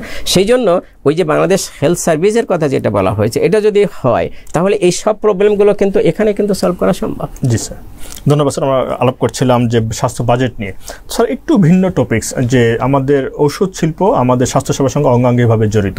এবারের বাজেটে কিংবা আপনার অতীত অভিজ্ঞতায় স্বাস্থ্য বাজেটের সাথে কিংবা আমাদের মূল বাজেটে ওষুধ শিল্পকে কিভাবে অ্যাড্রেস করা হচ্ছে? এটা কি জনগণের স্বার্থের পক্ষে কিনা? দেখেন, ওষুধ শিল্পের জন্য যে কথাগুলো কিছুটা বলা আছে এখানে, যেহেতু আমরা জানি যে ডিটেলস বাজেটটা আমাদের হাতে এই মুহূর্তে নাই, সো যেটা বলা হয়েছে বাজেট বক্তৃতা থেকে যেটা শোনা গেছে সেটা হচ্ছে যে ওষুধের যে কাঁচামাল, সেই কাঁচামালের উপরে যেহেতু কাঁচামালগুলো আমরা বাইরে থেকে আমদানি করি, তো সেই জায়গাগুলোতে যে ডিউটি ছিল, শুল্ক ছিল, সেই শুল্কটা 2030 সাল পর্যন্ত এটা নেবে না, সেটা এক্সটেন্ড করা হয়েছে। এবং ক্যান্সার সহ কিছু ওষুধের যে বিষয়গুলো আছে সে জায়গায় শুল্ক মুক্ত করা হয়েছে। দেশের ভিতরে এপিআই যেন তৈরি হয় সেই জায়গাগুলোতে মানে এনকারেজ করা হয়েছে। আপনার অতীত অভিজ্ঞতার আলোকে আপনি কোনো কিছু রিকমেন্ড করতে চান কিনা? না, এই জায়গায় আমি যেটা বলবো যে ওষুধের জন্য আসলে আমি আবারও বলবো যে মানে বাজেট দিয়ে সব কিছু হবে না। আগে যেটা হবে সেটা হচ্ছে যে বাজেট যেন কাজ করতে পারে সেই কাজগুলো আগে তৈরি করে নিতে হবে আর কি। হ্যাঁ, তো আমি এখানে যেটা বলবো ওষুধের ক্ষেত্রে, যেহেতু ভালো কোয়েশ্চেন করেছেন, যে ওষুধের ক্ষেত্রে আমার সুনির্দিষ্ট কিছু পরামর্শ আছে। যে আমরা এখানে আমাদের আউট অফ পকেট পেমেন্ট যেটা, সেটা জানি সেই আউট অফ পকেট পেমেন্ট অনেক বেশি, এবং সেই আউট অফ পকেট পেমেন্টের একটা সিগনিফিকেন্ট অংশ, সিগনিফিকেন্ট মানে প্রায় 2/3 64%-এরও বেশি, সেটা হচ্ছে যে ওষুধের পেছনে ব্যয় করছি আমরা। কোয়েশ্চেন যেটা, তাহলে ওষুধের পেছনে আমাদের এত ব্যয় কেন? তাহলে এখানে থেকে দুটো দিক চলে আসে, যে আমরা কি ওষুধ বেশি কনজিউম করছি নাকি আমাদের ওষুধের দাম বেশি। আমরা যদি দাম কম্পেয়ার করি আমাদের এই রিজনে, সাউথ এশিয়ান রিজনে দাম যদি কম্পেয়ার করি, তাহলে আমরা দেখবো যে দাম কিন্তু কম্পেয়ারেবল, ইন্ডিয়া পাকিস্তানের সাথে কাছাকাছি। তাহলে দাম এখানে কিন্তু বেশি, ওই রকম বেশি না, আহামরি বেশি না। তাহলে প্রবলেম কোথায়? প্রবলেম যেটা, তাহলে আমরা ওষুধ বেশি কনজিউম করছি। দ্যাট মিনস আমাদের যে পরিমাণ ওষুধের দরকার তার থেকে বেশি কনজিউম করছে। তাহলে কেন ওষুধ বেশি কনজিউম করছে? এখানে আরেকটা কোয়েশ্চেন চলে আসে। তার মানে আমাদের তখন ওষুধ কনজিউম করছে কারণ ওষুধ এই যে ট্রেডিশনাল মার্কেটেড গুডের মতো হয়ে গেছে। কেমন হয়ে গেছে? কারণ আমি চাইলে প্রেসক্রিপশন ছাড়া আমি নিজে ওষুধ কিনে নিয়ে আসতে পারি। কক আমাকে ওষুধ দিচ্ছে, ফার্মেসির দোকানকে যে আমি বলতেছি যে আমার এই প্রবলেম হয়েছে, ওষুধ দাও, তার তো ধান্দা ওষুধ বিক্রি করা, তাতে আর কিছু নাই, তাই না? সে তো আর ডাক্তার না বা ডিজিজ ডায়াগনোসিস করবে না। আমি যদি বলি যে আমার জ্বর, সর্দি, কাশি, ঠান্ডা, গলা ব্যথা, মাথা ব্যথা হয়েছে, সে এক গাদা ওষুধ দিয়ে দেবে, সেম অ্যাজ কক। আমি নিজে ওষুধ করতাম। মানে এই যে ইরেশনাল যে ওষুধের কনজামশন, এটা একটা বড় দায়ী। এবং এই ইরেশনালের সাথে আবার যারা ফর্মাল প্রোভাইডার তাদেরও দায় কিছুটা আছে, এবং সেটার পিছনে রয়েছে অ্যাগ্রেসিভ মার্কেটিং। এই যে ওষুধ কোম্পানিগুলো অ্যাগ্রেসিভ মার্কেটিং, যেটা সবাই আমরা জানি। তার মানে এই জায়গাটায় লাগাম ধরতে হবে। তাহলে কিভাবে সেই লাগামটা ধরা? এখানে সরকার লাগাম ধরতে পারে এবং ওষুধ কোম্পানিগুলো নিজেরাও কিন্তু নিজেদের লাগাম ধরতে পারে। সরকার কি করতে পারে? সেটা হচ্ছে যে আমরা জানি যে 82 সালে যে ওষুধ নীতি ছিল, সেই ওষুধ নীতিতে ওষুধের দাম নির্ধারণ করার জন্য কিন্তু একটা ফর্মুলা দেওয়া হয়েছিল, এবং সেই ফর্মুলাতে যেটা ছিল সেটা হচ্ছে যে এপিআইয়ের মূল্য, that means imported value of API, packaging materials তখন ইম্পোর্ট করা হলো, তার মূল্য, তারপরে প্রোডাকশন কস্ট, এর সাথে যেটা সেটা হলো প্রডিউসারের মার্কআপ এবং রিটেলারের মার্কআপ। এটা 4টা ধাপে যোগ করে তারপরে একটা প্রাইস নির্ধারণ করে দেওয়া হয়েছিল। এটা একটা ভালো ফর্মুলা ছিল, এবং 6টা ক্যাটাগরিতে এটা করা হয়েছিল, মানে ওষুধকে 6টা ক্যাটাগরিতে ভাগ করা হয়েছিল। এই ফর্মুলাটাকে রিভাইজ করে, কারণ এই ফর্মুলাটা একটা ফর্মুলা সারা জীবন একইভাবে থাকতে পারে না, এই ফর্মুলাটাকে রিভাইজ করে মার্কআপকে চেঞ্জ করে মার্কআপটা যেন উইন উইন হয়। দ্যাট মিনস ওষুধ কোম্পানি যে কমার্শিয়াল প্রোডাকশন কোম্পানি, তারা কমার্শিয়ালি প্রডিউস করে, তারা প্রফিট করতে চাইবে, কিন্তু তাদের প্রফিটটা নিয়ন্ত্রিত প্রফিট যেন হয়। তারা উইন করবে বাট নিয়ন্ত্রিতভাবে উইন করবে। তাহলে এখানে যদি মার্কআপটা চেঞ্জ করে ফর্মুলা রিভাইজ করে তাদেরকে বলা হতো এবং প্রতি 2 বছর পর পর যদি ওষুধের মূল্যটা পুনর্নির্ধারণ করা হতো, তাহলে কিন্তু তারা এই ওষুধটা প্রডিউস করতো। আপনি দেখেন যে গত 10 বছরেও এই যে 117টা ক্যাটাগরি যে ওষুধ প্রডিউস করা হয়, গত 10 বছরও সেটার ওষুধের মূল্য কিন্তু পুনর্নির্ধারণ করা হয়নি। সেই কারণে দাম বেড়েছে, বাড়ানো হয়নি। তার মানে সেই কারণে এখন কিন্তু অনেক কোম্পানি এই ওষুধগুলো প্রডিউস করে না। কিন্তু এটা তো অ্যাবসার্ড যে কোনো কমার্শিয়াল প্রোডাক্টের ভ্যালু যুগ ধরে একই রকম থাকবে না। তার মানে এখানে সরকারের যে ভুলগুলো ছিল, সেই ভুলগুলোর মধ্যে একটা হচ্ছে যেটা সরকার এটা একটা কমিটি করেছে, কিন্তু ইন্ডিয়া যেটা করেছে সেটা তারা একটা অথরিটি করেছে। তারা অথরিটি করে, তার মানে দ্যাট মিনস তাদের national pharmaceutical pricing control authority আছে। সেই অথরিটির মাধ্যমে তারা প্রতিনিয়ত ফার্মাসিউটিক্যাল কোম্পানির কাছ থেকে তাদের প্রোডাকশন রিলেটেড যত, ইম্পোর্ট রিলেটেড যত ইনফরমেশন নিচ্ছে, তাদের সায়েন্টিস্ট আছে সেটাকে অ্যানালিসিস করছে, করে প্রতি 2-3 বছর পর তারা কিন্তু প্রাইস নির্ধারণ করে দিচ্ছে। এবং এখানে যেটা হয়েছে যে একটা অথরিটি করছে, সরকারের সরাসরি দায় নেই। আর এখানে করে যেটা সেটা হলো সরকারের একটা কমিটি, যেটা স্বাস্থ্য সচিব বা এখন স্বাস্থ্য সেবা ডিভিশনের সচিব এটা করে। তাহলে সরকার নিজে যখন ওষুধের দাম রিভাইজ করে তখন কিন্তু দায়টা সরকারের উপর চলে আসে, কারণ পত্রপত্রিকায় পরের দিনই চলে আসে যে সরকার ওষুধের দাম বাড়িয়ে দিয়েছে। কিন্তু যদি একটা অথরিটি করে, যে সরকার একটা অথরিটিকে এক্সক্লুসিভ একটা অথরিটি করে দিয়েছে, তারা এক্সপার্ট, তারা এই কাজটা করছে, তাহলে সরকারের উপর কিন্তু দায় পড়ে না। তাহলে এখানে আমি যেটা আমার কংক্রিট সাজেশন সেটা হলো যে বাজারে যত ধরনের ওষুধ আছে সেটা হলো ফর্মুলার ভিত্তিতে নির্ধারণ করা হোক, এবং সেই ক্ষেত্রে ফর্মুলাটাকে রিভাইজ করা হোক। ক্যাটাগরিগুলো 6 প্রকার থেকে আরও 4, 5, 10 ক্যাটাগরি বাড়ানো যেতে পারে, কোনোভাবে যেন ওষুধ কোম্পানিগুলো লসের সম্মুখীন না হয়। তার মানে হচ্ছে যে নিয়ন্ত্রিতভাবে তারা প্রফিট করবে, এবং নিয়ন্ত্রিতভাবে যখন প্রফিট করবে তখন অ্যাগ্রেসিভ মার্কেটিংয়ের সুযোগ থাকবে না। কিন্তু এই কাজ করার জন্য যেটা করতে হবে সেরকম একটা অথরিটি লাগবে। যদিও স্বাস্থ্য সংস্কার কমিশন তারা যে কমিশনের কথা যেটা বলেছে, স্থায়ী কমিশন, সেখানে একটা ডিভিশন আছে, সেই ডিভিশন এই কাজটা করবে বলে সেখানে বলা আছে। তো সেই ডিভিশন তো যদি সেটা হয়, স্বাস্থ্য সংস্কার কমিশনে যদি এই রেকমেন্ডেশনটা নেওয়া হয় যে তারা একটা শক্তিশালী কমিশন করবে এবং সেই কমিশন একটা ডিভিশন এই কাজটা করবে, তাহলে করতে পারে। আর যদি সেই রিকমেন্ডেশনটা অ্যাকসেপ্টেড না হয়, তাহলে কিন্তু ইন্ডিয়ার মতো আমরা এখন গিভেন সিস্টেমের ভিতরে একটা অথরিটি করতে পারি। তাহলে এইটা একটা আমি সরকারি যে উদ্যোগ সেটা নিতে পারে। কিন্তু সরকার যদি এই উদ্যোগটা না নেয়, তাহলে আমাদের কি সুযোগ আছে? তাহলে সুযোগ সেটা ওষুধ কোম্পানিকে ঘুরে দাঁড়াতে হবে। আপনি দেখেন যে টপ 20 বা টপ 30 ওষুধ কোম্পানির মার্কেট শেয়ার 95% হবে। জি স্যার। এই 30টা ওষুধ কোম্পানি যদি তারা একত্রিত হয়ে বলে যে না, আমরা এই অ্যাগ্রেসিভ মার্কেটিংয়ে আর যাব না, আমরা কমিয়ে ফেলবো, প্রতি বছর 10% খরচ আমরা কমিয়ে ফেলবো। আপনি শুনলে আজকে উঠবেন যে সেটা হচ্ছে যে কোনো কোম্পানি প্রায় 70% তাদের যে কস্ট, প্রায় 70% কিন্তু তারা এই মার্কেটিংয়ের পিছনে ব্যয় করে। এবং শুধু এখানে কিন্তু বসে থাকলে হবে না। আপনি আজকে মার্কেটিংয়ে জেনে যা ব্যয় করলেন, আপনার আগামী বছরে কিন্তু সেটা থাকবে না, আপনার আরও বেড়ে যাবে। তার মানে তারা কিন্তু একটা দুষ্ট চক্রে অলরেডি পড়ে গেছে। তাহলে দুষ্ট চক্র থেকে বেরিয়ে আসতে গেলে ফার্মাসিউটিক্যাল কোম্পানিগুলোকে তাদেরকে ঘুরে দাঁড়াতে হবে। এখানে ঘুরে দাঁড়ানোর সুযোগ সেটা আমি বলতাম যে টপ যে কোম্পানিগুলো আছে, টপ 20-30 হয়তো বা যাদের বেশিরভাগই মার্কেট শেয়ার, তারা যদি ঘুরিয়ে দাঁড়ায় এবং যদি বলে যে না আমরা করবো না, তাহলে ডাক্তাররা এই টপ ওষুধ কোম্পানির ওষুধ না লিখে কি অন্য ওষুধ কোম্পানির ওষুধ লেখা তাদের সুযোগ আছে? কোনো সুযোগ নাই। এবং এখানে তাদের ব্যবসায়িকভাবে ব্যর্থ হওয়ার কোনো সুযোগ নাই। কিন্তু সবাইকে ইন্টিগ্রেটেড হয়ে যদি আমরা এক সিদ্ধান্ত নেই, এই জায়গায় যদি তারা ঘুরে দাঁড়ায়, তাহলে কিন্তু জাতি উদ্ধার পাবে। তা না হলে যেটা হচ্ছে সেটা ওষুধ কোম্পানিগুলো কিন্তু বিপদে আছে। এই অ্যাগ্রেসিভ মার্কেটিং করে তারা কিন্তু স্বস্তিতে নাই। তাদেরকে প্রোডাক্টের কোয়ালিটিও কম্প্রোমাইজ করতে হচ্ছে। তারা সারাক্ষণ সেটা হচ্ছে যে যেহেতু দামটা বাড়ানোর সুযোগ বেশি নাই, সব অ্যাগ্রেসিভ মার্কেটিং করে তারা কি করছে, বেশি কনজামশন করাচ্ছে, যে আমাদেরকে বেশি ওষুধ কনজিউম করতে বাধ্য করতে, যেটা সাংঘাতিকভাবে আমাদেরকে ক্ষতিগ্রস্ত করছে, তাই না? তার মানে এখানে সেই সুযোগটা যদি ফার্মাসিউটিক্যাল কোম্পানিগুলো বা অ্যাসোসিয়েশন নিতে পারে, তাহলে কিন্তু একটা যুগান্তকারী সূচনা হবে। গভর্নমেন্টের আরেকটা সুযোগ আছে, যে গভর্নমেন্ট আরেকটা যেটা করতে পারে, যেটাও সংস্কার কমিশনের রিপোর্টের ভিতরে বলা হয়েছে, যে সেন্ট্রালি ওষুধ প্রকিউর করা। দ্যাট মিনস আমরা যদি নিড অ্যাসেস করি যে আমাদের আসলে রাষ্ট্রের কতটুকু ওষুধ দরকার। আপনি দেখেন যে রাষ্ট্রের যতটুকু ওষুধ দরকার, আমাদের যে ধরনের ডিজিজ হয়, মরবিডিটি আছে, সেই মরবিডিটি অনুযায়ী যত ওষুধ দরকার তার কিন্তু লোকাল মার্কেটে আমরা বেশি ওষুধ সাপ্লাই দিচ্ছি। তাহলে যখন বেশি ওষুধ সাপ্লাই দেওয়া হবে, প্রোডাকশন বেশি হবে, ইটস এ কেমিক্যাল প্রোডাক্ট, এটা 2-3 বছরের বেশি এটা এক্সপায়ারি থাকে না, তাহলে কিন্তু পোস্ট সেলে তখন বেশায় হয়ে যায়। তখন রাষ্ট্র আরেকটা কাজ করতে পারে, সেটা হচ্ছে যে রাষ্ট্র সেন্ট্রালি ওষুধ প্রকিউর করতে পারে, সেন্ট্রালি একটা মনব শ্রেণী করতে পারে যে ওকে সমস্ত ফার্মাসিউটিক্যাল কোম্পানিগুলো তুমি আমার কাছে ওষুধ বিক্রি করো, ওই অর্গানাইজেশনের কাছে ওষুধ বিক্রি করো, কেউ লোকাল মার্কেটে ওষুধ বিক্রি করতে পারবে না। এবং সরকারের এই মনবশ্রেণী কোম্পানিটা, সেটা সিএমএসডি হতে পারে, সেটা ইডিসিএলকে কনভার্ট করে হতে পারে, তখন সে লোকাল মার্কেটে সে ওষুধ ওখান থেকে সাপ্লাই দিবে, সেটাও হতে পারে।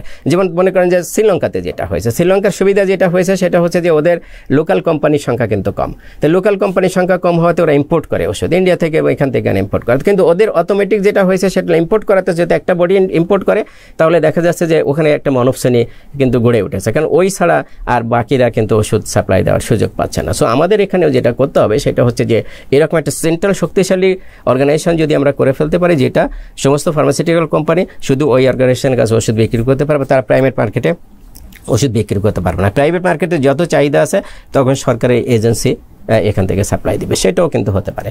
বাট যে কোনো একটা উপায় যেতে হবে। তবে আমি যেটা মনে করি সবচেয়ে ফিজিবল যেটা, সেটা হচ্ছে যে যেটা বললাম যে ওষুধ কোম্পানিগুলো, এই যে টপ ওষুধ কোম্পানিগুলো, তারা যদি ঘুরে দাঁড়ায় তাহলে এটা তাদের জন্য ভালো, দেশের জন্য ভালো। জি, ধন্যবাদ স্যার। আমরা একেবারে শেষ পর্যায়ে আমার সর্বশেষ প্রশ্ন আপনার কাছে, বর্তমান যে অন্তর্বর্তীকালীন সরকার, ইন্টারিম গভর্নমেন্ট, তারা যে স্বাস্থ্য বাজেট দিল, এর মাধ্যমে আমরা যারা চিকিৎসক রয়েছি, অর্থাৎ যারা চিকিৎসা সেবা প্রদান করছেন, চিকিৎসকগণ এবং যারা স্বাস্থ্যসেবা গ্রহণ করছেন, সাধারণ মানুষ, তাদের প্রত্যাশার জায়গায়, তাদের প্রাপ্তির জায়গায় আসলে কতটুকু পরিবর্তন আপনি পজিটিভলি প্রত্যাশা করছেন? আমি যেটা বলবো যে স্বাস্থ্যখাত যে ধরনের জঞ্জাল, মানে এটা যদি বলেন যে এটা একটা শরীর বা বডি, এটা তো পুরো অংশই নষ্ট, এই পুরো অংশ। তার মানে এই নষ্ট অংশে আপনি অ্যাজ এ ডক্টর হিসেবে আমি যদি বলি যে আমি এমন একজন রোগী যে আমার পুরো শরীরটাই দূষিত, সর্ব অঙ্গেই অসুস্থ, তাহলে এজ এ ডাক্তার হিসেবে আপনাকে চিন্তা করতে হবে যে কোন জায়গায় ট্রিটমেন্টটা দিলে তার অন্য জায়গাগুলো কিওর হতে শুরু করবে। আপনি তো সব জায়গায় ট্রিটমেন্ট দিতে পারবেন না, রাইট? তাহলে সব জায়গায় ট্রিটমেন্ট দেওয়া সম্ভব না। তাহলে তত্ত্বাবধায়ক সরকারকে সেই রকম যদি চিন্তা করতে পারতো, কিন্তু তত্ত্বাবধায়ক সরকার আমরা তো দেখেছি যে তারা নানা রকমের ট্রাবলের ভিতর দিয়ে যাচ্ছে। এখানে ধরেন যে যারা সরকার পরিচালনায় এখন আছে, আমরা ধরে নিলাম তারা যোগ্য ব্যক্তি বলেই তো তারা সরকার পরিচালনায় গেছেন আর কি, হ্যাঁ। কিন্তু এবং সেই জন্যই যে সংস্কার কমিশনটা হয়েছে, এবং সংস্কার কমিশনের যোগ্য কিছু রেকমেন্ডেশন আছে। তাহলে এখানে যদি এই মুহূর্তে আমাদের চাহিদা যে যেটা আমি বললাম যে সংস্কার, এই তত্ত্বাবধায়ক বা এই অন্তর্বর্তী সরকার আমরা পূরণ করতে পারছে, সেটা নট নেসেসারি, বাট তারা যে প্রক্রিয়াটা শুরু করেছে, দ্যাট মিনস যে সেটা সংস্কার কমিশন করেছে, তারা কিছু ভালো রিপোর্ট দিয়েছে, রিকমেন্ডেশন দিয়েছে, সেখানে কিছু রিকমেন্ডেশনটা তারা যদি বাস্তবায়ন করতে পারে তাহলে হবে। যদি আমি যেটা মনে করি যে তারা অনেকগুলো আইনের কথা বলেছে, হ্যাঁ, তার ভিতরে যেমন স্বাস্থ্য কমিশন আইনের কথা বলেছে, এই বাংলাদেশ হেলথ সার্ভিস যেটা সেটার কথা বলেছে, আবার স্বাস্থ্য সুরক্ষা সেবার আইনের কথা বলেছে, হ্যাঁ। তাহলে স্বাস্থ্য সুরক্ষার আইনের কথা যদি আমরা বলি, তাহলে স্বাস্থ্য সুরক্ষা আইনে কি থাকবে, সেই আইনের কন্টেন্টটা আমাদের যদি ঠিক থাকে, তার মানে আমাকে স্বাস্থ্য সুরক্ষার জন্য ওই যে আবার ইউনিভার্সাল হেলথ কাভারেজের যে ডাইমেনশনগুলো সেটা চলে আসতে হবে, যেন আমি যেন ইজি অ্যাক্সেস পাই, এবং আমি যেন এই অ্যাক্সেসটা পেতে গিয়ে আমার যে যে যে যে যে যে যে ফাইন্যান্স লাগবে সেটা যেন আমার অ্যাফোর্ডেবিলিটির ভিতরে থাকে, আমি যেন কোয়ালিটি সেবাটা পাই। তার মানে এই আলোকে যদি তারা এখন একটা অর্ডিন্যান্স করে ফেলে, এবং সেই অর্ডিন্যান্স অনুযায়ী, অর্ডিন্যান্স মানে হচ্ছে যে সুরক্ষা দিতে গেলে কি কি অ্যাক্টিভিটিস লাগবে সেইটা অর্ডিন্যান্সে থাকবে, সেইভাবে যদি তারা প্রোগ্রামটা ডিজাইন করে ফেলে, অর্ডিন্যান্সটা করার পরে যদি প্রোগ্রামটা ডিজাইন করে ফেলে, তাহলে কিন্তু আমরা এখানে বলতে পারবো যে হ্যাঁ, যে এই অন্তর্বর্তী সরকার আমরা যেটা প্রত্যাশা করেছি সেটা করেছে। তারপরে তারা ধরেন যে রোগী সুরক্ষা, প্রোভাইডার সুরক্ষার জন্য আইন করার কথা বলেছে, তার মানে সেই আইনটা যদি এখন হয়ে যেত, অর্ডিন্যান্স আকারে পাস হয়ে যেত, তাহলে আমরা দেখতে পারতাম যে সে আইন অনুযায়ী যখন আইনটাকে এনাক্ট করা হবে, বাস্তবায়ন করা হবে, তখন কিন্তু এই সুফলগুলো আসতে পারে। তো আমি যেটা মনে করি যে তারা যেহেতু একটা কমিশন করেছে সেটা একটা ভালো জিনিস, এবং কমিশন যেহেতু ভালো কিছু রিকমেন্ডেশন সেখানে আছে, কমিশন রিপোর্ট একটা ভারবাহী রিপোর্ট, সেখানে পড়ে অনেকটা বোঝাটা কঠিন, বাট স্টিল যে রিকমেন্ডেশনগুলো আছে সেই রিকমেন্ডেশনগুলো যদি অন্তত দুই চারটাও যেটা বাস্তবায়ন করা যায়, তাহলে আমি মনে করবো যে আমাদের প্রত্যাশা তারা কিছুটা পূরণ করতে পারবে। কিন্তু আমি জানি না সেই সরকার সেই জায়গাটা যেহেতু সরকার অলরেডি আমরা জানি অস্থির সময় পার করছে সেটা বাট অস্থির সময় পার করছে এটাও কিন্তু আমাদের জনগণের জন্য এটা আমাদের একটা আমরা বলবো যে আমরাই লুজ করছি। সরকারে যারা আছে তারা আমরা জানি যে দেশে যারা সরকার পরিচালনা করে তারা সরকার না থাকলে আর দেশে থাকে না, তাই না, হয় জেলে থাকে অথবা দেশের বাইরে থাকে। তো তাদের অবস্থান সেরকম কোথায় হবে সেটা আমরা জানি না, বাট আমরা জনগণ যারা আছি তারা তো সারা জীবনে ভুক্তভোগী থেকে যাচ্ছি। সো সেই জন্য আমাদের প্রত্যাশা যেটা সেটা হচ্ছে যে তত্ত্বাবধায়ক সরকার যদি সুযোগ থাকে তাহলে কুইক এখানে একটা টাস্কফোর্স গঠন করে ছোট্ট একটা কমিটি বা টাস্কফোর্স গঠন করে যে এই রিকমেন্ডেশনগুলো কোনটা ইমিডিয়েটলি যেটা হয়তো ঐক্যমত কমিশনের প্রয়োজনও নাই, কিছু অর্ডিন্যান্স আকারে সেটা করে দিয়ে যেতে পারে, কিছু অর্ডিন্যান্স কিন্তু করে দিয়ে যেতে পারে, কিছু অর্ডিন্যান্স যদি করে দেওয়া যায় তাহলে কিন্তু হচ্ছে যে সেটা নিয়ে অন্তত পরবর্তী যারা নির্বাচিত সরকার আসবে তারা যদি ইমপ্লিমেন্ট নাও করে তাহলে আমরা যারা আছি তারা বলতে পারতো যে লোক এই অর্ডিন্যান্সটা তো ভালো ছিল, কেন তোমরা বাস্তবায়ন করছো না। সো একটা প্রেশার তৈরি হবে। সো আশা করি তারা হয়তো সেই দিকে যাবে। ধন্যবাদ স্যার, মিডিয়া ভয়েসের স্বাস্থ্য বাজেট নিয়ে আলোচনায় অংশগ্রহণ আন্তরিকভাবে ধন্যবাদ জানাচ্ছি। অনেক ধন্যবাদ আপনাকেও। সম্মানিত দর্শকবৃন্দ, আমরা কথা বলছিলাম স্বাস্থ্য বাজেট নিয়ে। এবছরের বাজেটে 41,000 কোটি টাকা বরাদ্দ করা হয়েছে স্বাস্থ্য বাজেটের জন্য, কিন্তু দুর্ভাগ্যের বিষয় প্রতি বছরই যখন বাজেট দেওয়া হয় তার একটা বড় অংশ ফেরত যাচ্ছে, একটি বড় অংশ বাজেট রিভিউর নামে বাদ দেওয়া হয়, একটি অংশ বাজেট ব্যবহার না হওয়ার কারণে ফেরত যাচ্ছে, আবার দুর্ভাগ্যবশত একটি অংশ দুর্নীতিতেও অপচয় হয়। দিন শেষে ভোগান্তির শিকার হচ্ছে সাধারণ মানুষ। আমাদের প্রত্যাশা থাকবে এবারে যে ইন্টারিম গভর্নমেন্ট রয়েছে বা অন্তর্বর্তীকালীন সরকার রয়েছে তারা দক্ষ হাতে এই বাজেটকে ব্যবস্থাপনা করবেন এবং আমরা যারা সাধারণ মানুষ রয়েছি আমরা এই স্বাস্থ্য বাজেট থেকে উপকৃত হব। সবাইকে ধন্যবাদ জানিয়ে আজকের স্বাস্থ্য বাজেট নিয়ে আলোচনা শেষ করছি। আসসালামু আলাইকুম।